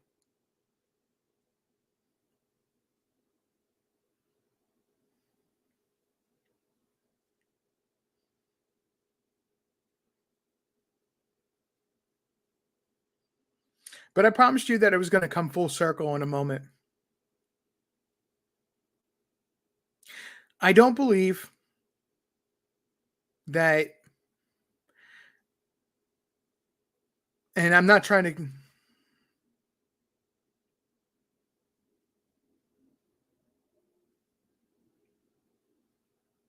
The white truck is Candy's truck.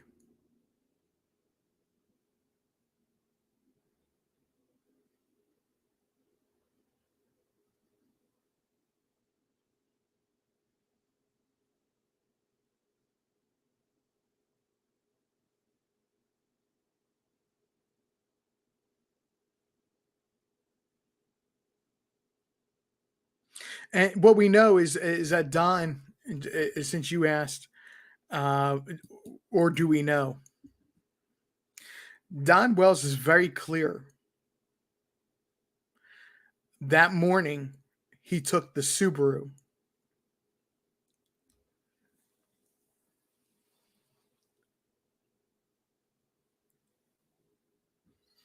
Then what color is Candy's truck?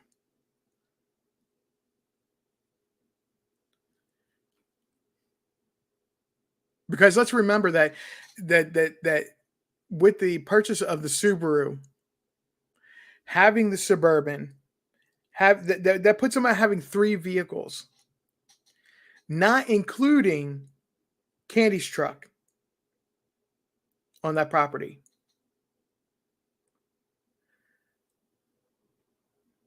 With the addiction issue and the habit that the two parents of Summer had,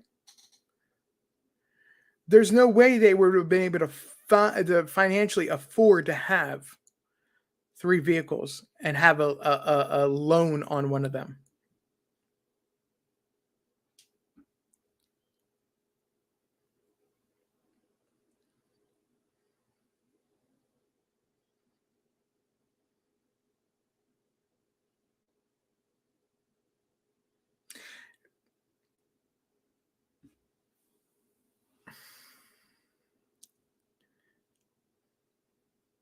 What kind of vehicle did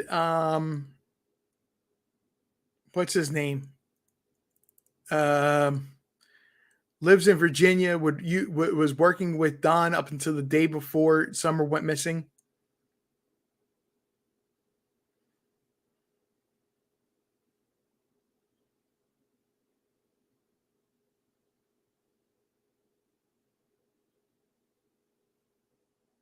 He had a yellow Xterra.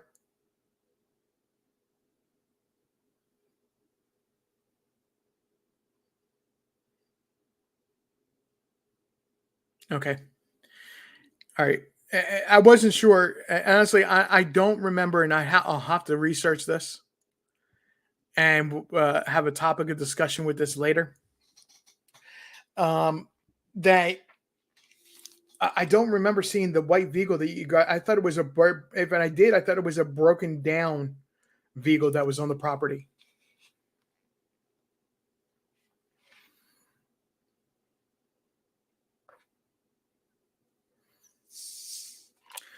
Forgive me, I'm just taking a drink of soda real quick.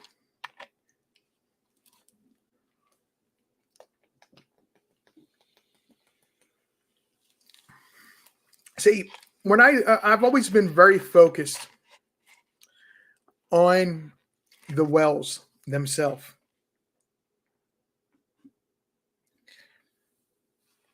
I never believed from day one,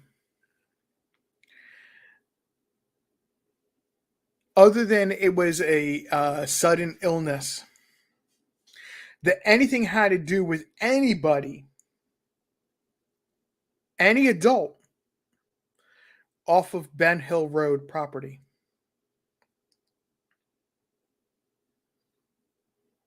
I never believed it had anything to do with any other adult. No neighbors, no miscreants from another holler.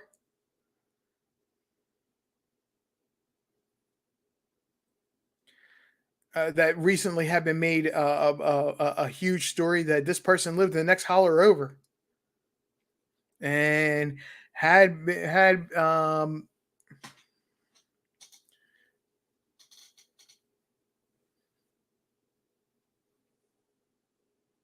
okay. I'll have to go back and take a look at that video because I did not catch that they were driving in a white truck, a white painted truck. But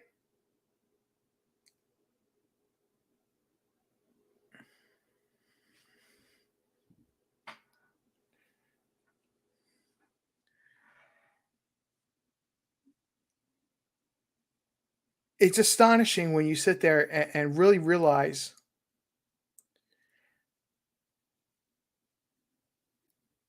and you open your eyes up to what happened that day. There was a vehicle exchange.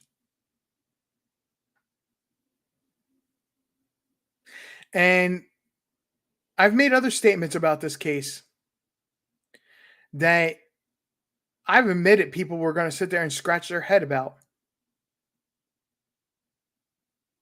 Cosplay. You asked me to explain one last time I was live.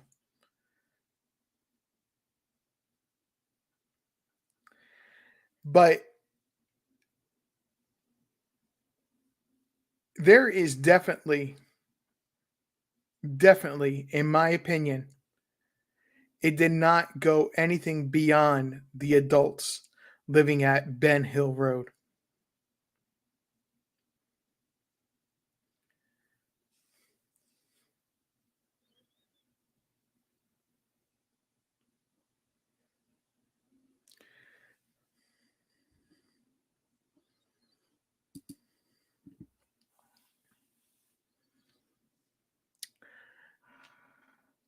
The Now my issue with the statement that this JS person had made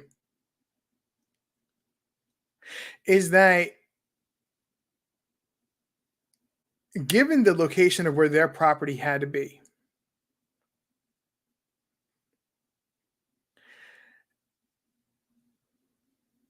without a pair of binoculars And without some sort of spy hearing, ultra sensitive spy level technology hearing equipment that you only see in spy movies where they can, point a device at a window and catch the vibrations off of it, and it interprets them what they're saying because from just the vibrations alone on the glass type of stuff that this is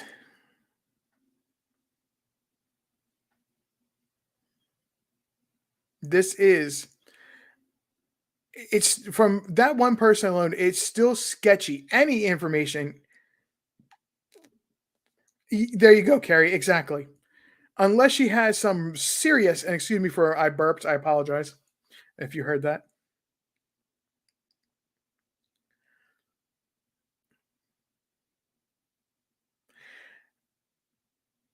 It is seriously very difficult to believe anything she says related to Summer Wells.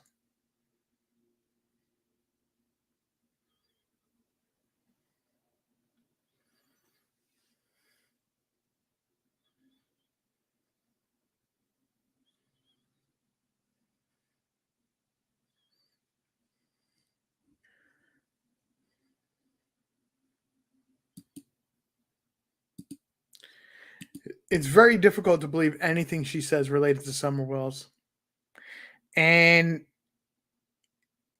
to the point where you want to sit there and go, no, no, no. No matter how much you want to say that could make sense, it makes absolutely zero sense.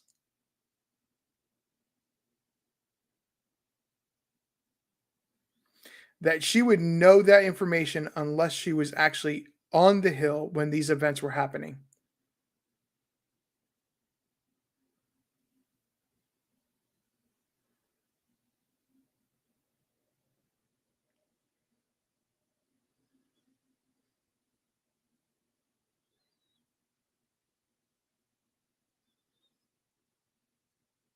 Now, I said that I'm going to bring this all around and it's going to come full circle.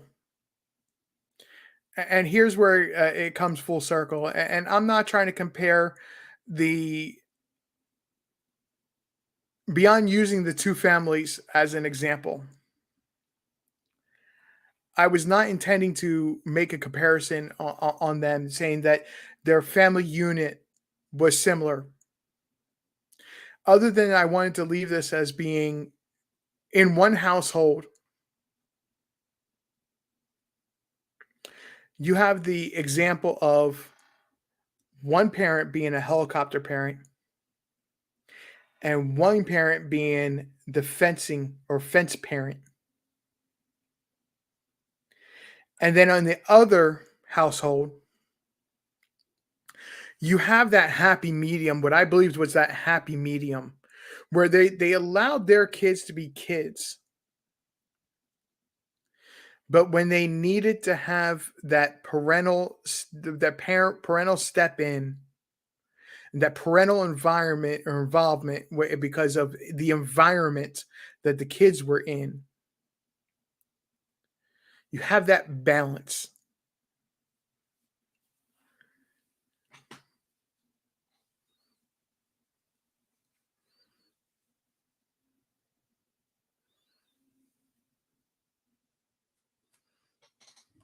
Oh, cosplay, you really should. Honestly, you really should. I am not a fan of Facebook. I don't mind posting on Facebook to let people know, but you can see how much I actually post on Facebook. I'll put that I'm going live, and I'll put a link. I have absolutely zero interest in being on Facebook.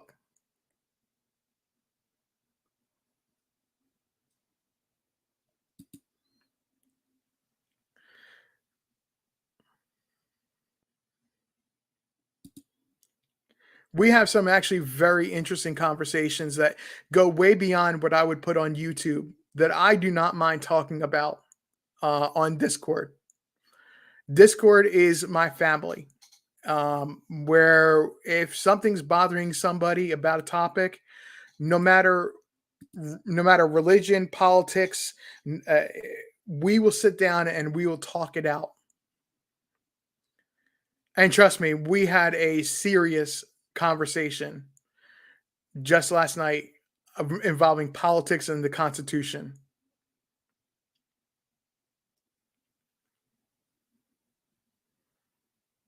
But the thing is, nobody got heated, and we actually had a good conversation about it.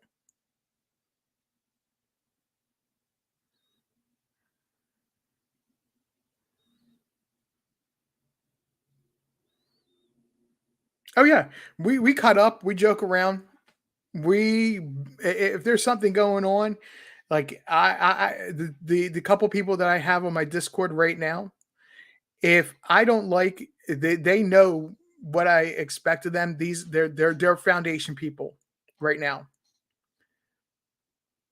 They're foundation people right now. Um, and if I don't like like I'm researching something or something's bothering me about a topic or something like that, I'll throw it out in Discord. I'll get Carrie's opinion on it. I'll get the Lavender. She's a replay crew person. I'll get her opinion on it. And we'll sit there and we'll talk through it. And if I'm coming up with a resource that I don't like, Carrie and this other Lavender person that I mentioned, they are the people that I go running to say, "Hey, are you guys seeing this? Are you finding something different than what I'm finding? Does what I'm thinking really, really make sense?" And that's what I expect out of my Discord is people to be able to and if and be honest, 100% honest. If you think that I'm off my rocker on something that I'm thinking, don't be afraid to say it.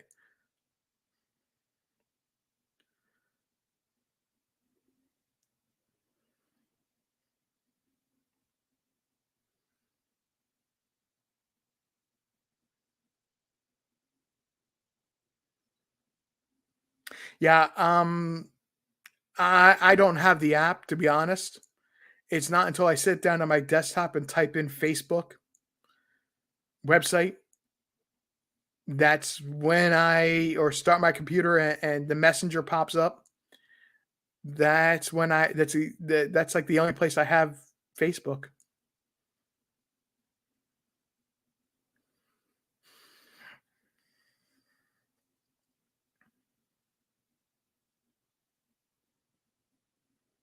Yeah, cosplay.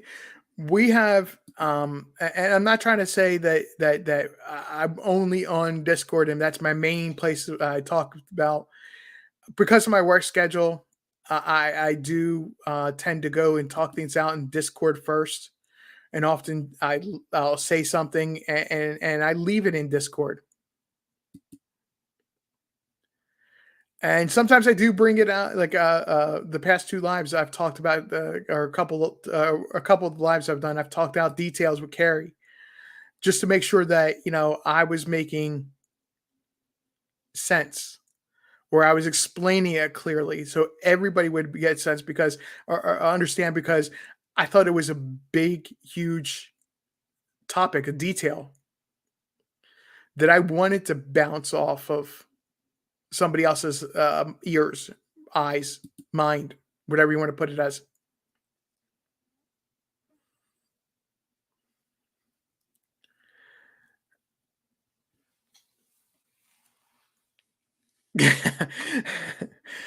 um, I'm not sure I would respond, but by typing back, um, because like I said, it's on. It's only when I type in the website, really. Um, like I said, I'm not trying to push anybody. Say, oh, you got to be on my with my Discord or this, that, or the other. No, if I like how a point is, and I think about it, and it's a well made point, and I think it's really something that needs to be brought forward on a more public forum like YouTube. I'll bring it from Discord to YouTube,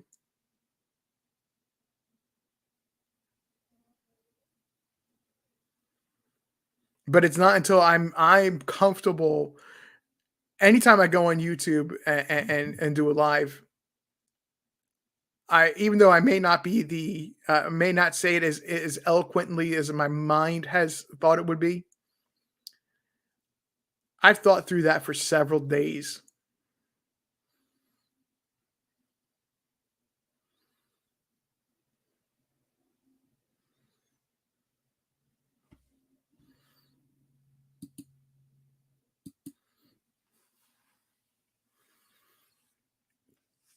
But cosplay, I'll be more than happy to type my email address in once again so you can grab it. I know Lisa earlier, I put it in the chat for Lisa earlier. So let me go ahead and put that back in there. And this is anybody can contact me through this email. I put this as being if somebody wants to contact me about a business deal or whatever. Not that I'm big enough for that, or I think anybody would really want that from me.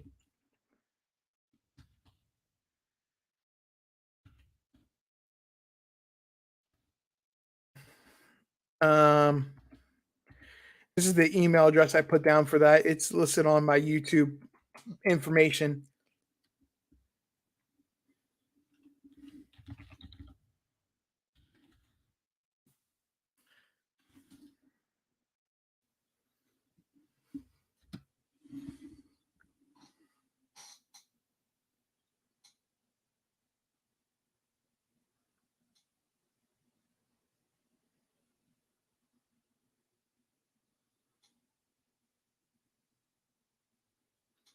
Your teenage kids tell you no, not Discord.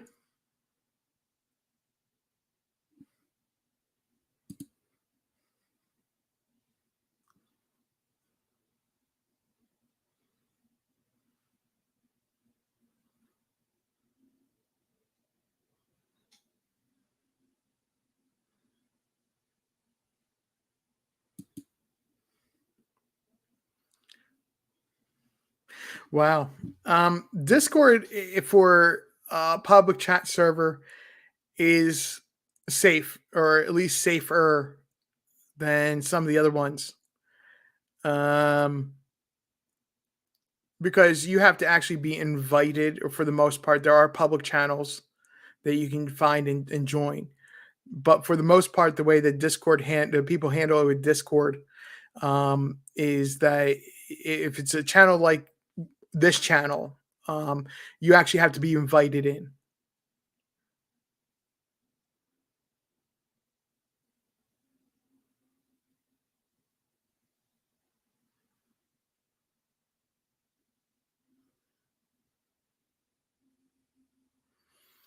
So yeah, it's a little bit more secure.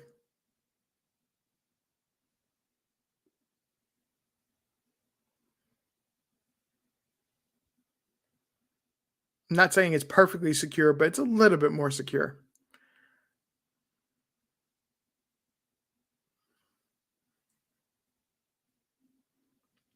But I said that I was going to make this full circle, and that's the examples of the two different style of homes, households, and I'm not trying to compare what happened to their households or in their households. On one hand, you have Summer disappearing, and the other one you have Michael Vaughn disappearing. The crimes are completely unrelated. And Brandy or Mr. Vaughn, if you do ever see this, please understand I'm not trying to compare you to the Wells. I'm actually saying you're the polar opposite.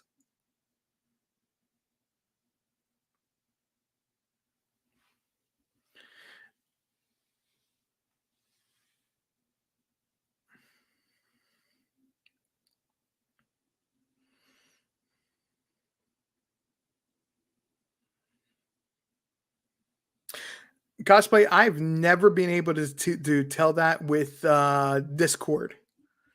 There's other programs, other chat servers that I'm not going to mention and call out, but there are ways to get things like a person's MAC address, and quite often, very thirsty people go on that particular chat server. Um, and you can find information about the person's location from that MAC address all the way down to what computer they're using.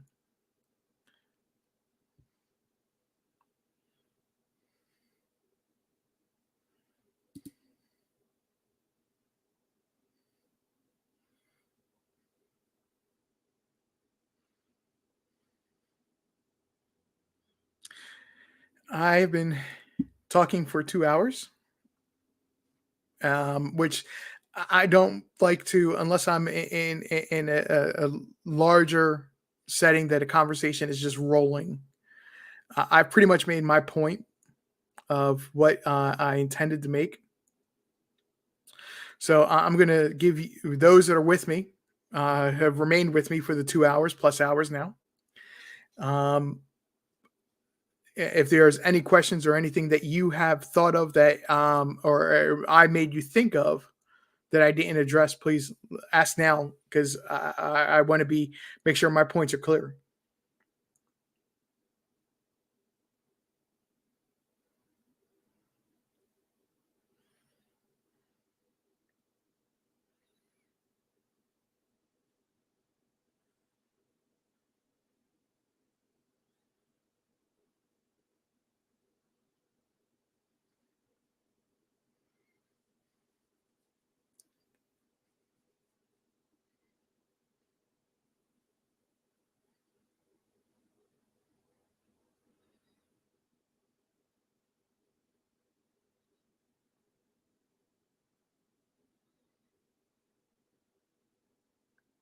Okay, I don't want to be just start singing the Jeopardy song because nobody wants to hear me sing ever.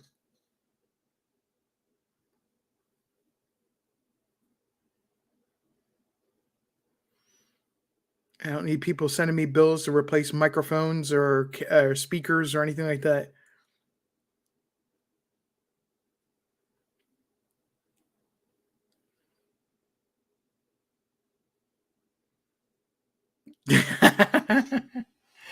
Carrie, you know you have a way to find me always. So if the question does come back to you, I know you will ask.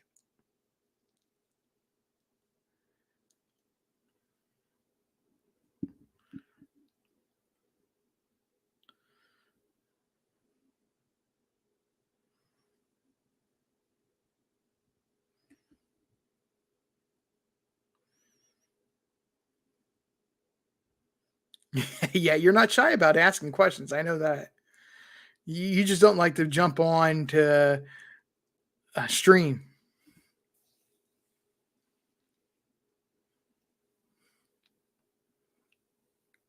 Please ask. Thank you.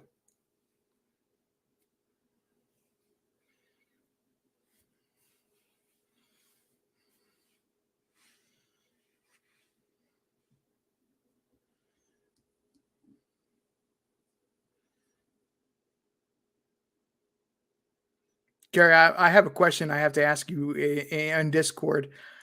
I mean, may want your assistance one day.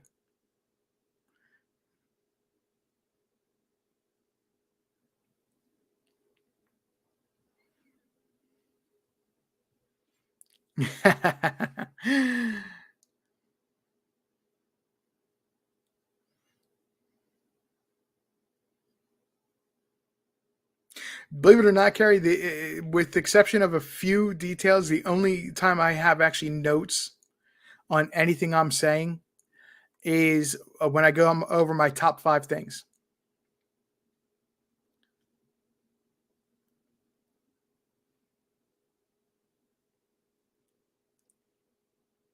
Absolutely. I 100% that it's accidental illness. or a happy accident. Um, I believe that there is a element of SA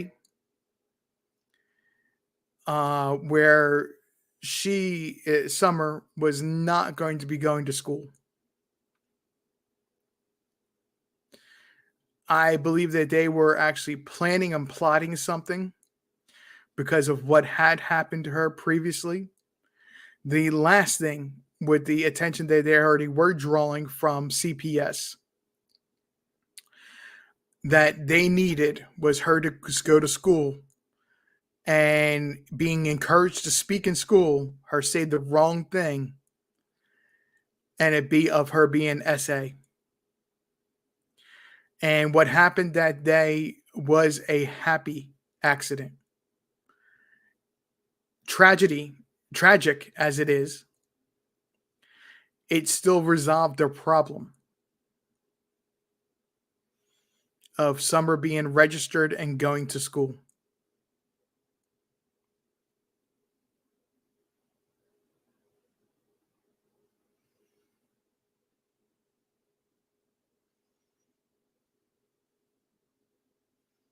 Let's not forget, this happened in June 15th. School was going to begin in just 6 weeks. Kids in this area go to school August 1st.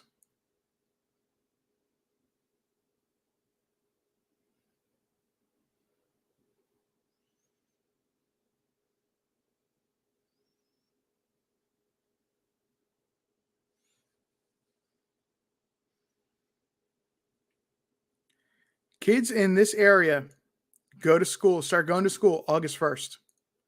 Now, granted, she would have been kindergarten and only going half days,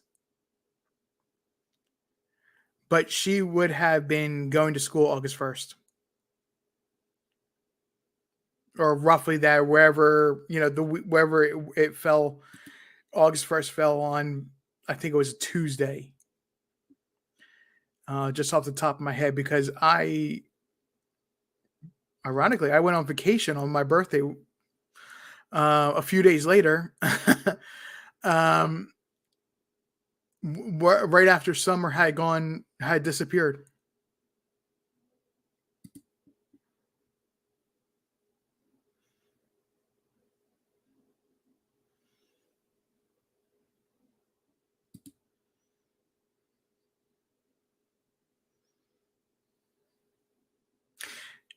Cosplay, have you actually heard from Rhonda? Or I think that was her name lately. I don't see her going online doing lives, anything on what her channel does.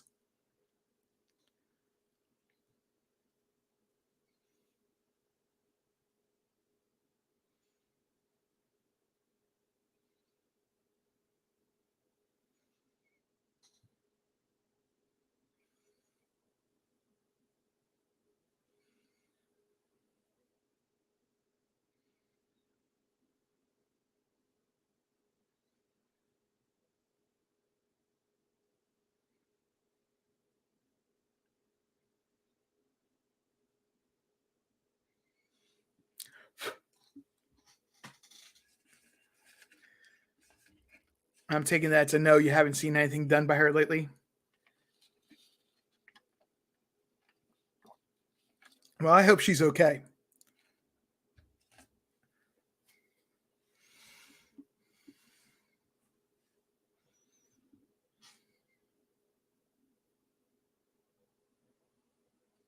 Carrie, the person I was just mentioning, I'll explain on Discord. I'm just trying to not to be ignorant to what she does, but I want to keep that separated and handle that in a more private setting for the moment.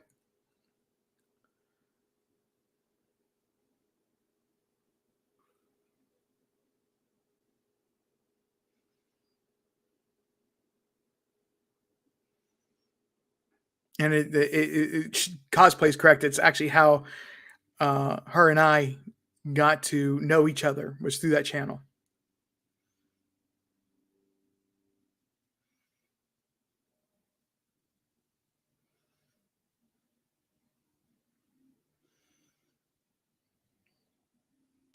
All right, ladies. I want to thank you very much for sticking with me. It's almost 2.5 hours, and I'm working 12-hour days this next few weeks, so I'm gonna cut it off here at this point. Um, Lisa, if you do end up watching this again on replay, um, you are welcome to join us on Discord and cosplay. You are as well. I've given both of you my email address that I don't mind giving out to anybody. It does seem like it's been a hot minute. It's been a while. It was, I want to say right around July 4th, right around there.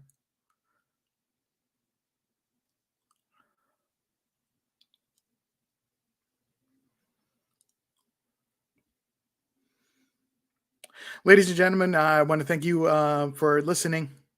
I know I had more people listening early on, and I guess that some of them decide they wanted to wait for replay.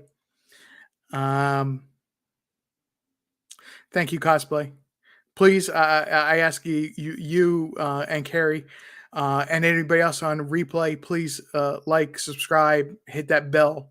Um,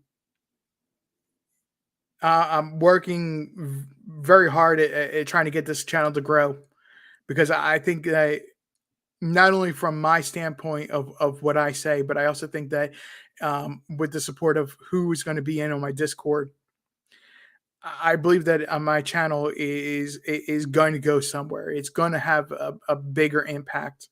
It's going to take time, and I know that, but it's growing slowly, which I'm happy with. But please, the more we all share my lives and catch people's attention, and the more it will grow.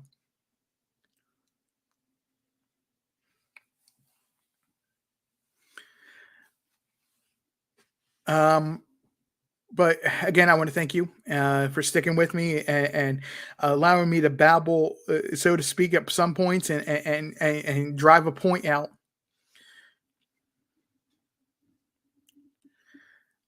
Thank you, cosplay. I appreciate that. That actually means a lot to me.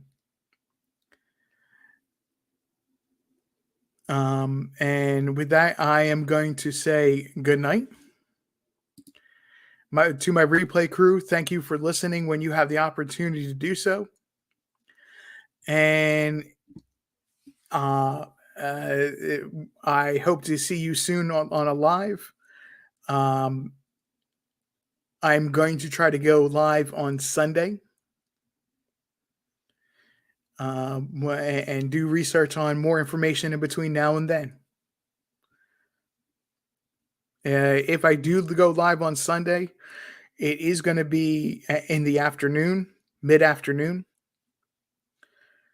There's only one channel that I really would not want to be competing against that does true crime. And he normally does his show on Sunday nights. So I want to thank you. Have a good night. I bid adieu until Sunday. And I'm RJ, and I'm out.